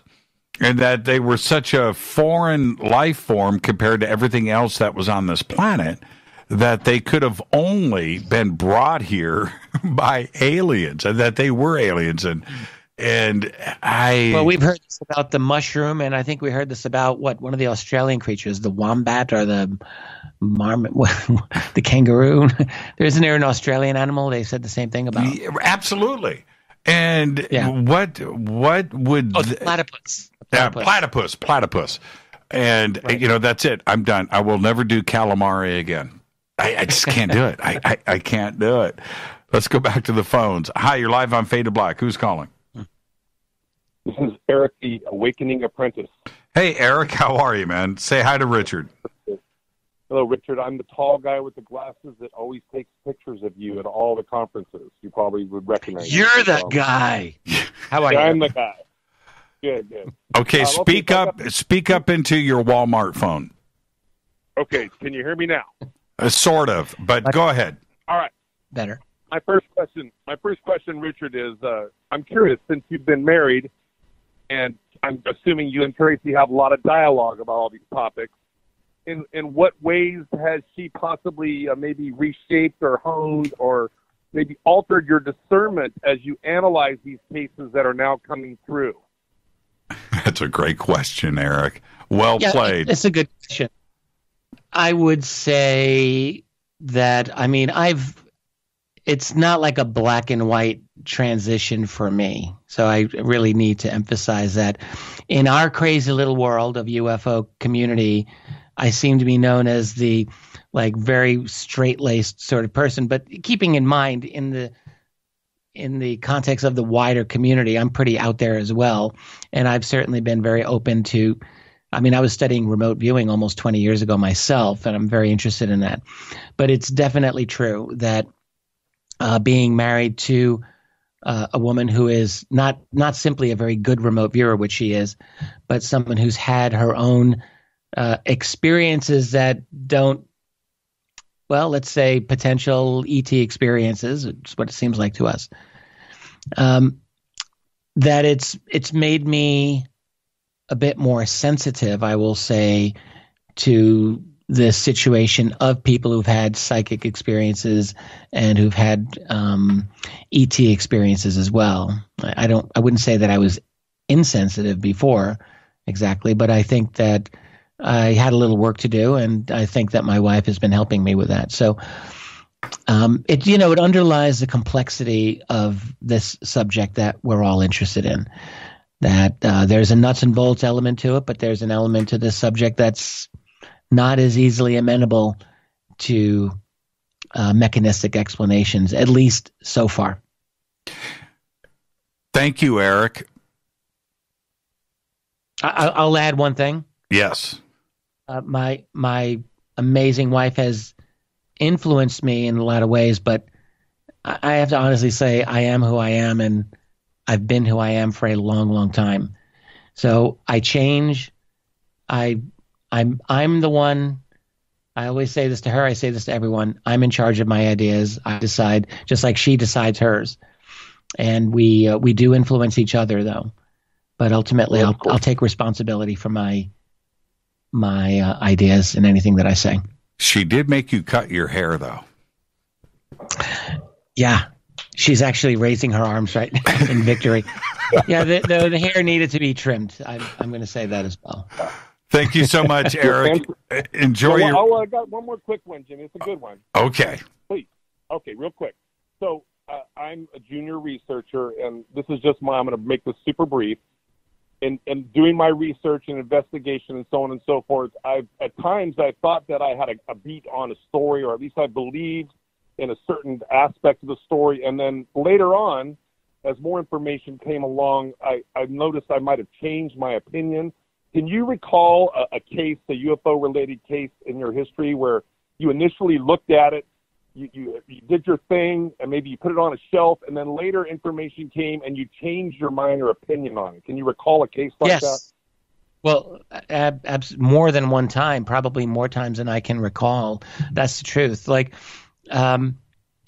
both cases that come to me personally and also public cases that I've looked into and just made a different decision about. I mean, the point is, we can't get emotionally attached to an outcome. It's probably the most important thing I can say here, because it's never about us. It's always about what is true. It's really so simple. And once we come to that realization that we don't have to make everything true, or we don't have to make everything a genuine UFO, or we don't have to debunk everything either, because skeptics fall into the same trap. Then that's the true moment of liberation. Then it doesn't have to be about our ego. It doesn't have to be about, well, I already said this is a legit case, so I've got to stick with that now. Like, no, never do that. Never fall into that trap. We always have to be willing to change our mind, always. Otherwise, we're prisoners of our ideologies, and that's the worst thing to do in a complex subject like this. Absolutely. Eric, enjoy your night, man, and your weekend. Oh, by the way, you like those new license plates? Yeah, whoever's got those plates should get one of those covers over so they don't get stolen, though. Maybe for Christmas somebody will buy that guy a gift or something like that. That's going. That'll be in play tomorrow. Have a good weekend. Okay. All right. Take care. Good night, guys. I'll talk to you. Is that a California thing? These new plates? Yeah, I got Eric. Eric got Fade to Black California plates a couple of years ago and gave them to me. And cool. Yeah, and they just got slapped on a vehicle of mine, and they look so good. It happens to be a black vehicle, so that combined with the faded black plates, man, it's pretty cool. I posted pictures today with that, and it was Eric that procured the plates. How do you get fade to black custom plates? How that wasn't already taken? I don't know. But you're just living large and in man, charge. I'm telling you what. Hi, you're live on Fade to Black. Who's calling? Hello? You're live. Hey, how's it going? It's going good. Who's this? My name is John Hudson. I'm calling from Silicon Valley. How are you doing tonight? Doing good, John. Say hi to Richard. Hey, Richard, real honor to talk to you, man. You're definitely one of my favorites. I don't want to gush all over you because you had enough of that tonight, but just wanted to say something. Both you and Jimmy are awesome, and I really appreciate the work you guys do. Okay, I'm gonna send something out on Twitter at the moment. It just went out to both of you, and on Fade to Black, and basically what it comes down to is I don't know, Jimmy, if you remember the guy you interviewed in January. His name was Chad, who did that documentary that was first Sir No Face and then became Two Face the Gray. Chad, you're talking about Chad Kalick. Yeah, that's the guy. Right. Well, what I found was if you take the image of Sir No Face and you superimpose it over one of the pilots from the Turkish video that, Richard, you talked about the other day, that the face geometry, where the eyes, nose, and sockets actually match up, is so close to identical that I think it almost implies that maybe that if they're both real, there's a cloning mechanism going on, or it could imply that one of them actually is copied off the other in some more nefarious way. So I don't really know what's going on, but I was just curious as to what you guys' opinion of it might be. Yeah, that's a really, really, really great point, John. And I just see that you've posted a video. I'm going to watch this after the show tonight. And yeah, no problem. And thank you for that. Let me throw this over to Richard. Richard, we were just talking about compelling cases. And for me, there's so many great cases, but Rendlesham for me and Travis Walton are two of the cases that are right there for me. But I would agree with those, yes. Yeah, that Turkish UFO video, and I didn't get a chance to see your presentation on this. I know that you just did a show in the past week on this. That's some crazy footage, and I've spent exhaustive amount of hours looking at over the years, and now this new stabilized video has popped up. Yeah. So what's your opinion? I didn't watch, so hit me with the first hand here. What do you think about the Turkish UFO? Well, actually, Tracy and I both did a fairly deep dive into that case, at least in a few days leading up to it. We really threw ourselves back into it.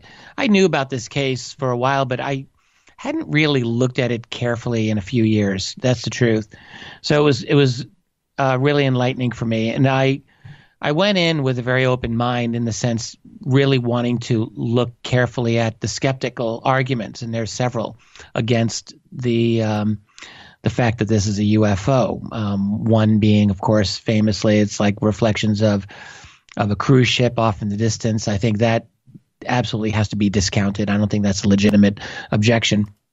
And then another objection is that it's a kind of anomaly artifact of the lens that was being used by the photographer Yalcin Yalman. I would say that's a dim possibility in some cases, but I don't think I find that credible either. So I think that we're dealing with a legitimate object that was in the skies for those 3 years, 07, 08, 09. That's it. I don't think people have seen it since then. There are oddities about the case. The fact that it so frequently was recorded at the exact same perspective on a number of occasions. I mean, there are variations. There's dusk and daylight sightings where it's a string of lights. Right. If it's the same object, I think it is. And then there's at times where you zoom in and you see this crystal clear object. I think it's a real thing. And the question is, who does it belong to? And there's also, of course, there's this analysis that's been done of the center of the craft, which it almost seems insane to say this, but when you run filters over the image, and this is not changing the image, it's just filtering it in various ways, you do get what looks like silhouettes of a couple of alien beings. They don't look human. I mean, I don't know what to make of that. But the fact is, that's what it looks like. So, and then there's, Roger Lear.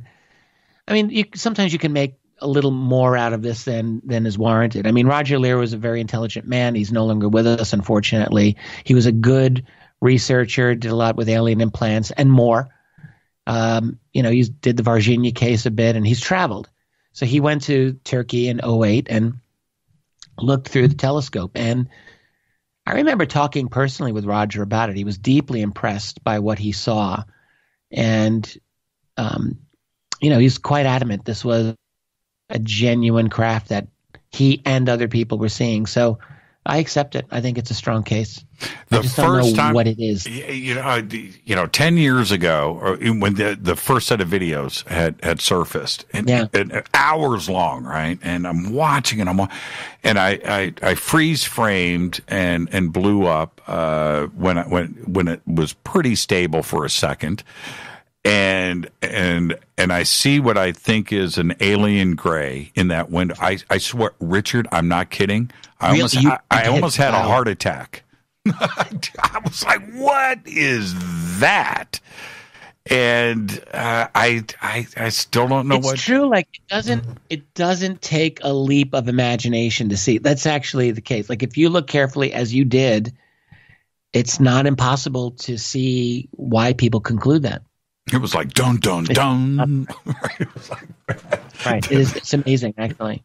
Absolutely. And John, thank you for the phone call, man. And I didn't. I'm not sure if Richard is familiar with Chad Kalick. Chad Kalick. I'm not. He was. He had a show for 7, 8, 9 years. Paranormal. What was the name of Chad's show, John?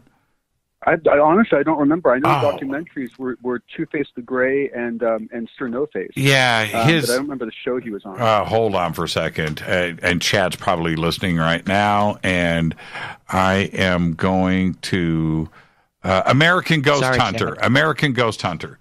There you go. And great paranormal researcher. But anyway, he was not a UFO guy. And he caught an anomaly doing some research over in Australia on this island, and caught something looking around the corner with his researchers. They went back and they looked at it, and they always thought it was an apparition, full-bodied apparition. And looking at it and filtering it, like you were just saying, it's a bleeping gray. And so, really? So he released a second documentary. I had him on Coast to Coast and here on Fade to Black a couple of times about this. And it's a very, very, it's a very disturbing moment. That's all I can say. Mm-hmm. So I'll send this over. I'm going to look at what you've got here. Richard, if you go to Twitter, John has got this posted up in Twitter on the Twitter feed, and you're copied on it, Richard. You're tagged. And it's just a quick 15-second thing where I just show the fade in and out. Thank you so much, John, and enjoy the rest of your weekend. Guys. Have a good weekend. Go back, Lee Tepe. Go back, Lee Tepe. Right on. And it's so great to I don't know if John's ever called into the show before. He's a big fadernaut and is always in the sandbox and hanging out. But I think that's the first time I've ever heard his voice. Thank you for that, John. It's an interesting thing that he brings up, and doesn't it make you think, like, not that the Greys are ghosts or spiritual beings necessarily, but that once again, maybe it's an effect of being able to manipulate space and time in some way that where we haven't mastered, but they have. And you get this kind of in and out of our reality as a result of that. I know. What do we, what do we do with that? Lots of cases. I know. Yeah. What do we do? I try to listen to everybody because I've got too many strange stories, and I hope that people listen to me and take me serious when I talk about some of the stuff that I have witnessed.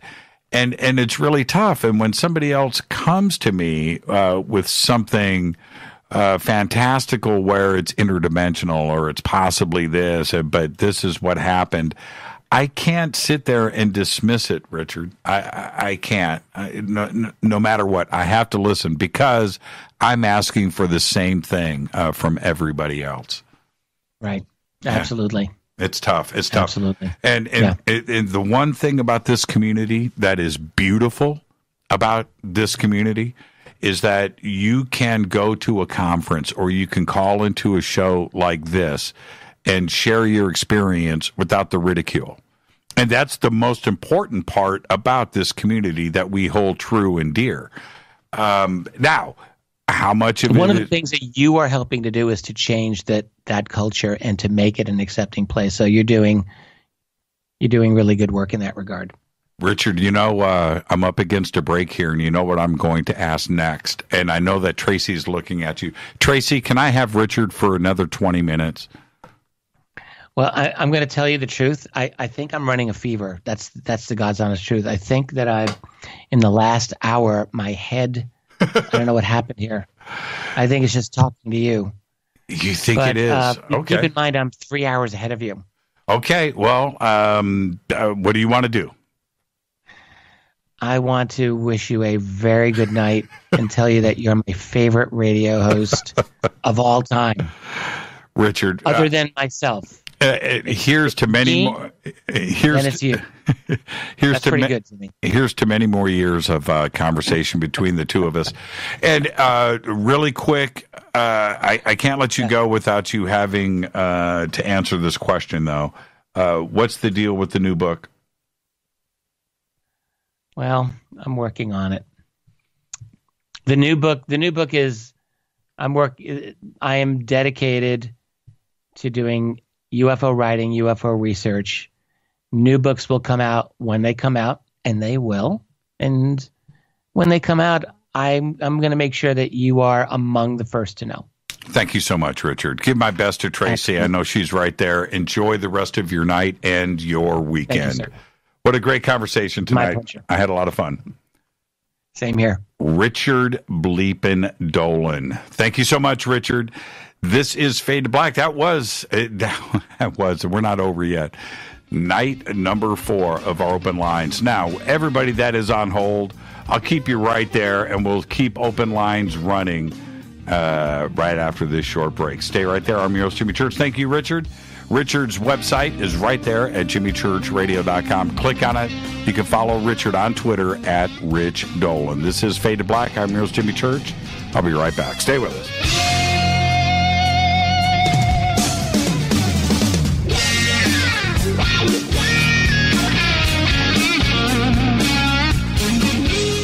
All right, welcome back. Fade to Black. I'm your host, Jimmy Church. So now we're going to switch it to Fader Night. Now we're just going to go open line, 747-228-2051. So funny. There was like 8 people on hold waiting to speak to Richard. They're all gone. Except for one, and it's you. Hi, you're live. Who's calling? Hey, Brother James. It's Libertas. How are you? Hey, Libertas. What are you doing, brother? It's been a while. It's been a little while. How you been? I'm doing good, man. Sorry you missed Richard. Oh, that's okay. Listen, you can choose to share this with him enough, but I wanted to clear something up, and you've actually, in the Faders, have been on this path with me. Remember, a number of years ago, we talked about the Invention Secrecy Act of 1951. Right. And then probably about a year ago, you said you got a lot of calls on it. I shared the patent security category review list with you. I still have it. Yep. Well, there you go. The reason I called, and it's unfortunate Rich is gone, but it's no big deal, is when you talk to the student from Canada about patent laws, probably similar between the United States and Canada. Mm-hmm. Well, my new discovery is that it's NATO that does this throughout the world. So, Jimmy, I sent you an email and it says patent. I have it here. Subject line. Yep. So let me tell you what that is, and the further discovery. All the time I've spent researching all this stuff over the years, and then all of a sudden I hit on this one website where the whole enchilada is there. And I'm not even sure who manages this website, but as far as the data goes, it's really attributable to 2 people. One is Michael Bripnitsky, and he's an attorney, a writer, and a researcher. And the other gentleman, and they do some good work over the Federation of American Scientists, is Stephen Aftergood. Okay. And Aftergood should be ringing a bell with you because he is the one that originally got the letter from the DIA, which contained a letter written to Senator John McCain with the reason, the purpose of ATIP, and along with it were the 38 documents that the $22 million was attributed to part of the 38 documents. Well, the DIA screwed up, and I can send you this if you want. I don't know. I assumed you saw it. But the DIA screwed up when they responded to the FOIA request because they attached the entire list of 38 studies when I believe 2 of them are still classified. But anyways, Jimmy, on to back to the patent thing. In 1953, the United States started doing individual patent agreements with individual countries, starting in 53 with the UK and Turkey and Japan and Norway. And then they got smart. They said this is a lot of work doing these with individual countries. And so in 1960, they did one with all the other NATO countries. Now, they do it under the category of defense-related patents. But if you go back to that category review list that you have, 50% of the stuff on the list could be used in the civilian application. Yeah, it's commercial. Yeah, it's commercial. Yeah, absolutely. So what's really cool on that website I just gave you, too, is that Stephen Aftergood maintains the data of how many national security letters have been issued. And over the last 5 years, it averages about 5,700 a year. But another cool document you'll see, Jimmy, is you'll see the template for the national security letter. So the website I just sent you contains the whole enchilada. All these years I've been digging and researching. Somebody had a very similar interest because it is all in one spot. So I would take a look at it. You might want to share it with Rich. I don't like sending Rich emails anymore because he uses Google, and I avoid them like the plague. But take a look at it, Jimmy. Some interesting stuff. And I think this is a model that would be similar to suppressing ufology data. Just use the NATO countries and write a document and get them to agree with it. So take a look at that. What I sent you, the website is fine, and you'll find some very, very interesting stuff on there, man. Yeah, thank you so much. I'm looking through it now, and I'll spend some time on it over the weekend, Libertas. Thank you so much. If you're on the main page, Jimmy, just scroll down really quick while you're on the phone with me and look at the years. See where it says the countries and the years. Yeah, I'm looking at it right here. Yeah, that'll walk you right through it. And like I said, you will find a template for a national security letter there that they issue to the patent applicants. And just if you can keep me for another second, I hear some very intelligent people on various shows, yours and other ones, talking about how they're working on 0 point or they're working on anti-gravity and they have investors. Jimmy, they don't know about this stuff, man. They got to be smart people if they're working on anti-gravity, and they're never going to get a patent for it. So I don't understand. They don't do their homework or something, man. Well, and that's always it's been my opinion. I mean, we had Billy Carson on Monday and we talked about this very subject, and the way around it is don't apply for a patent. Bingo. But then who's going to fund you, Jimmy? You know what I mean? Well, trust me, that part. But anyway, don't apply for a patent. Throw that stuff out there in public. And that's the best. That's better than a patent when you're in these fringe areas. So there you go. Enjoy your weekend, Libertas, and thank you for the phone call and thank you for the tip. Yeah, have some good reading. Share that with Dolan, man. Let Google have a copy. I'll see you, bud. I'll talk to you.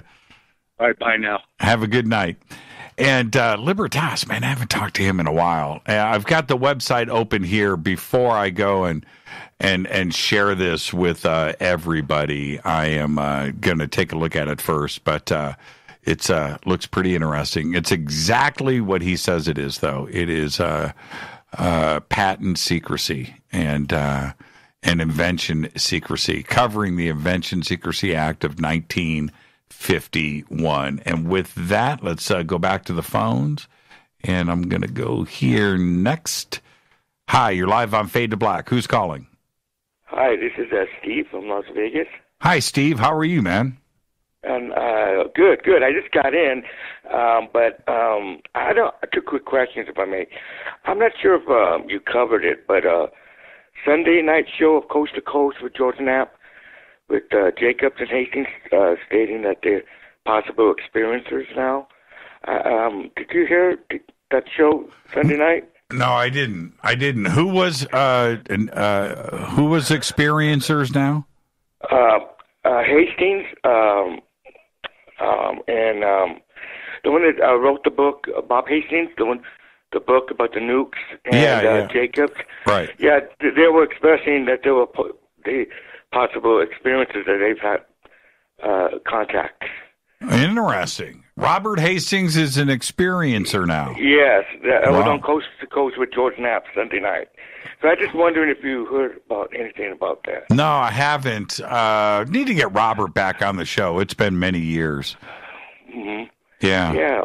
Okay. The second question. I've been following the Black Vote a lot, and I was wondering why. What I'm seeing here on some of the articles I read, that TTSA is ignoring John Greenwald without any communication. They don't want to talk to him. Is it, I'm trying to think, what's the reason? They wrote an article unidentified on the website regarding the last time you had John Greenwald on the show, and how you were suspecting Greenwald was asking questions from the documents about TTSI. Well, they wrote an article stating that, that your show and John Greenwald were criticizing, not knowing facts yet. But why are they ignoring John Greenwald, not letting him, them get together and speak? I don't know. I didn't know TTSA wrote an article and posted it on their website. Yeah, I have it. It was. They wrote it on. It's called Unidentified. Yeah, and the author wrote an article regarding when John Greenwald was on the show. But I wasn't going to post any of that because I keep up with the news. Oh, you're saying it's some other website called Unidentified. It's not TTSA. No, I think they're associated with TTSA. Yeah. So, but regardless, they have some kind of thing with John Greenwald that they do not want him around or asking questions or ignoring his communication. I can't understand that. I mean, is he a threat because he gets facts, that he gets documents? I mean, that he could get the truth and they can't lie? I mean, I would really like to know what's... Yeah, I think that may be a piece of it, and I think that there's something to that, Stephen, but there's another part about I believe, and this is how I feel, and through my own experience too as well, in interfacing with Tom and TTSA and everybody at the company, is that there are some very, very difficult questions that are out there that it is better for them, they feel, to not answer them and to run from it. And that there isn't another answer, and so by dealing with other people out there to get their message out, to do interviews or question and answers or articles or things, is they are controlling that. They're in control. So, but going out there and dealing with these questions directly and having to answer some very difficult things is something that they feel that they don't feel that they have to do it, and by not doing it, they're not put in an uncomfortable position. And look, when you're dealing with investors, you're dealing with selling stock and all of that, which I understand. You want to present yourself in the best light possible. And that's their choice. And if that's how they want to deal with it, that's it. I know that there's enough people out there that have heard John or myself or other people. We're not the only ones. That have been asking questions, and those questions aren't answered, and people are uncomfortable with that. And that's it. That's it. I don't have anything direct other than the last time that I spoke to Tom, which was a few months ago now. The months are creeping by. It was a few months ago. It was in the middle. Unidentified was still airing on History Channel. And Tom and I talked. It was in the middle of the day. And he said that he would come on Fade to Black. He didn't have a problem with that, but only to promote Unidentified. That he didn't, and I'm just telling you direct what he said, that he would not address any concerns or questions from the community, and he didn't want to talk about any of that. So there you go. There, I think that answers your question. Right. But the truth, it's just nothing, questioning what's going on and looking for the truth is all right. And they should appreciate that. And do we have a right to question and just not take everything said at face value? I just don't think it's fair. I think Mr. Greenwald and you have been fair, and I don't think why they're ignoring him and not communicating him with him, and will not set the record straight. And he's a threat to them for some reason. And it shouldn't be that way. My position. I have to clear my throat. Hold on. Sorry about that. Is my position? It has not changed. My position is the same now as it has been over the last couple of years. Number one, I appreciate the money that TTSA is spending on marketing. I appreciate them pushing out the press releases, getting stuff onto Fox and CNN and the marketing that is involved there. I appreciate all of that. They've gotten the UFO subject out there front and center. Fully dig it. The part that I'm uncomfortable with and will hopefully change is that it takes time to trust the man. As long as I'm dealing with the CIA or Pentagon or counterintelligence agents and people with security clearances and direct ties and oaths back to the Pentagon, the Defense Intelligence Agency, and everything else, that before I go in fully vested and trust that, time has to take place. And I need to know that they're doing this in our best interest. And that's it. I've never hid that. Right? And that's where I'm at. So I hope that answers your question, Stephen, and enjoy the rest of your weekend. Thank you so much. Hey, thank you, Jim. Bye-bye. Yeah, thank you. And that's it. My position has not changed. It's not. I've had my list of questions, and that's it. That's it. And it's not going to change. And thank you for that, Stephen. And I don't know who this website is or who you're referring to, so I haven't read that. But I just don't. I don't deal with negativity. Hi, you're live on Fade to Black. Who's calling? This is Joe from Florida. Hey, man, how are you? Very good, Jimmy. I guess to follow up on the last caller, I was waiting on hold, and he kind of touched on what I was looking to talk about. But when you were talking to Dolan, I was actually thinking to myself, because we got this spectrum now with TTSA where you have the dark journalists all the way over on the one side, and then you got George Knapp all the way on the far other side, and then you got guys kind of more in the middle but skeptical like yourself, and then guys kind of in the middle but not skeptical like Richard. It is a little bit confusing, you got to admit. Richard confuses me, honestly, on this issue, especially given what he said tonight, unless I misunderstood him.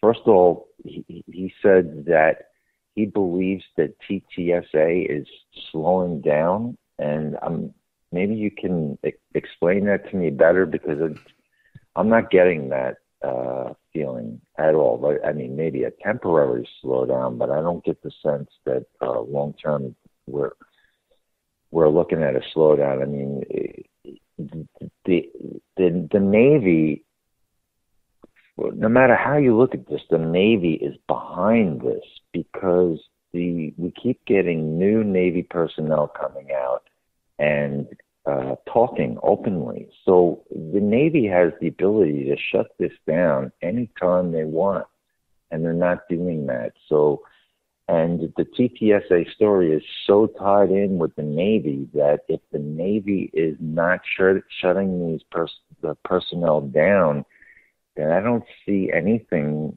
that's really slowing TTSA down in a significant way, given that the Tic Tac and the 3 Navy incidents are really the biggest fuel to the TTSA fire. I'm with you, if not more, in the dark journalist camp. I mean, to me, it's clearly an operation, but at the same time, I don't mind it. Like, especially because to me, especially Elizondo and these guys, they don't seem to be hiding it that much. Like, to me, it looks like an operation, but yet they're not going out of their way to hide the fact that it's an operation. And I'm sure that there's some reason for it. I don't know if I put my finger completely on why that is, why it feels like it's an op, but yet they're not really trying to keep it all that secret that they're an op. But that was just my feeling. And, well, but you're right, though, Joe, which goes back to my point for everybody, is that before we go out and embrace something like TTSA, because of who they're staffed with, you can't go all in. And asking questions and tiptoeing with that type of organization and giving it time is the only way to know if it's honest.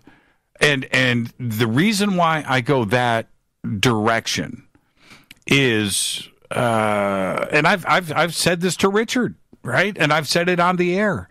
That if Fade to Black, or if Richard Dolan Press, or if KGRA, or if iHeartRadio, right, or CNN, I don't care. You pick the media company, was staffed with CIA and counterintelligence officials with security oaths and the Defense Intelligence Agency and the Pentagon.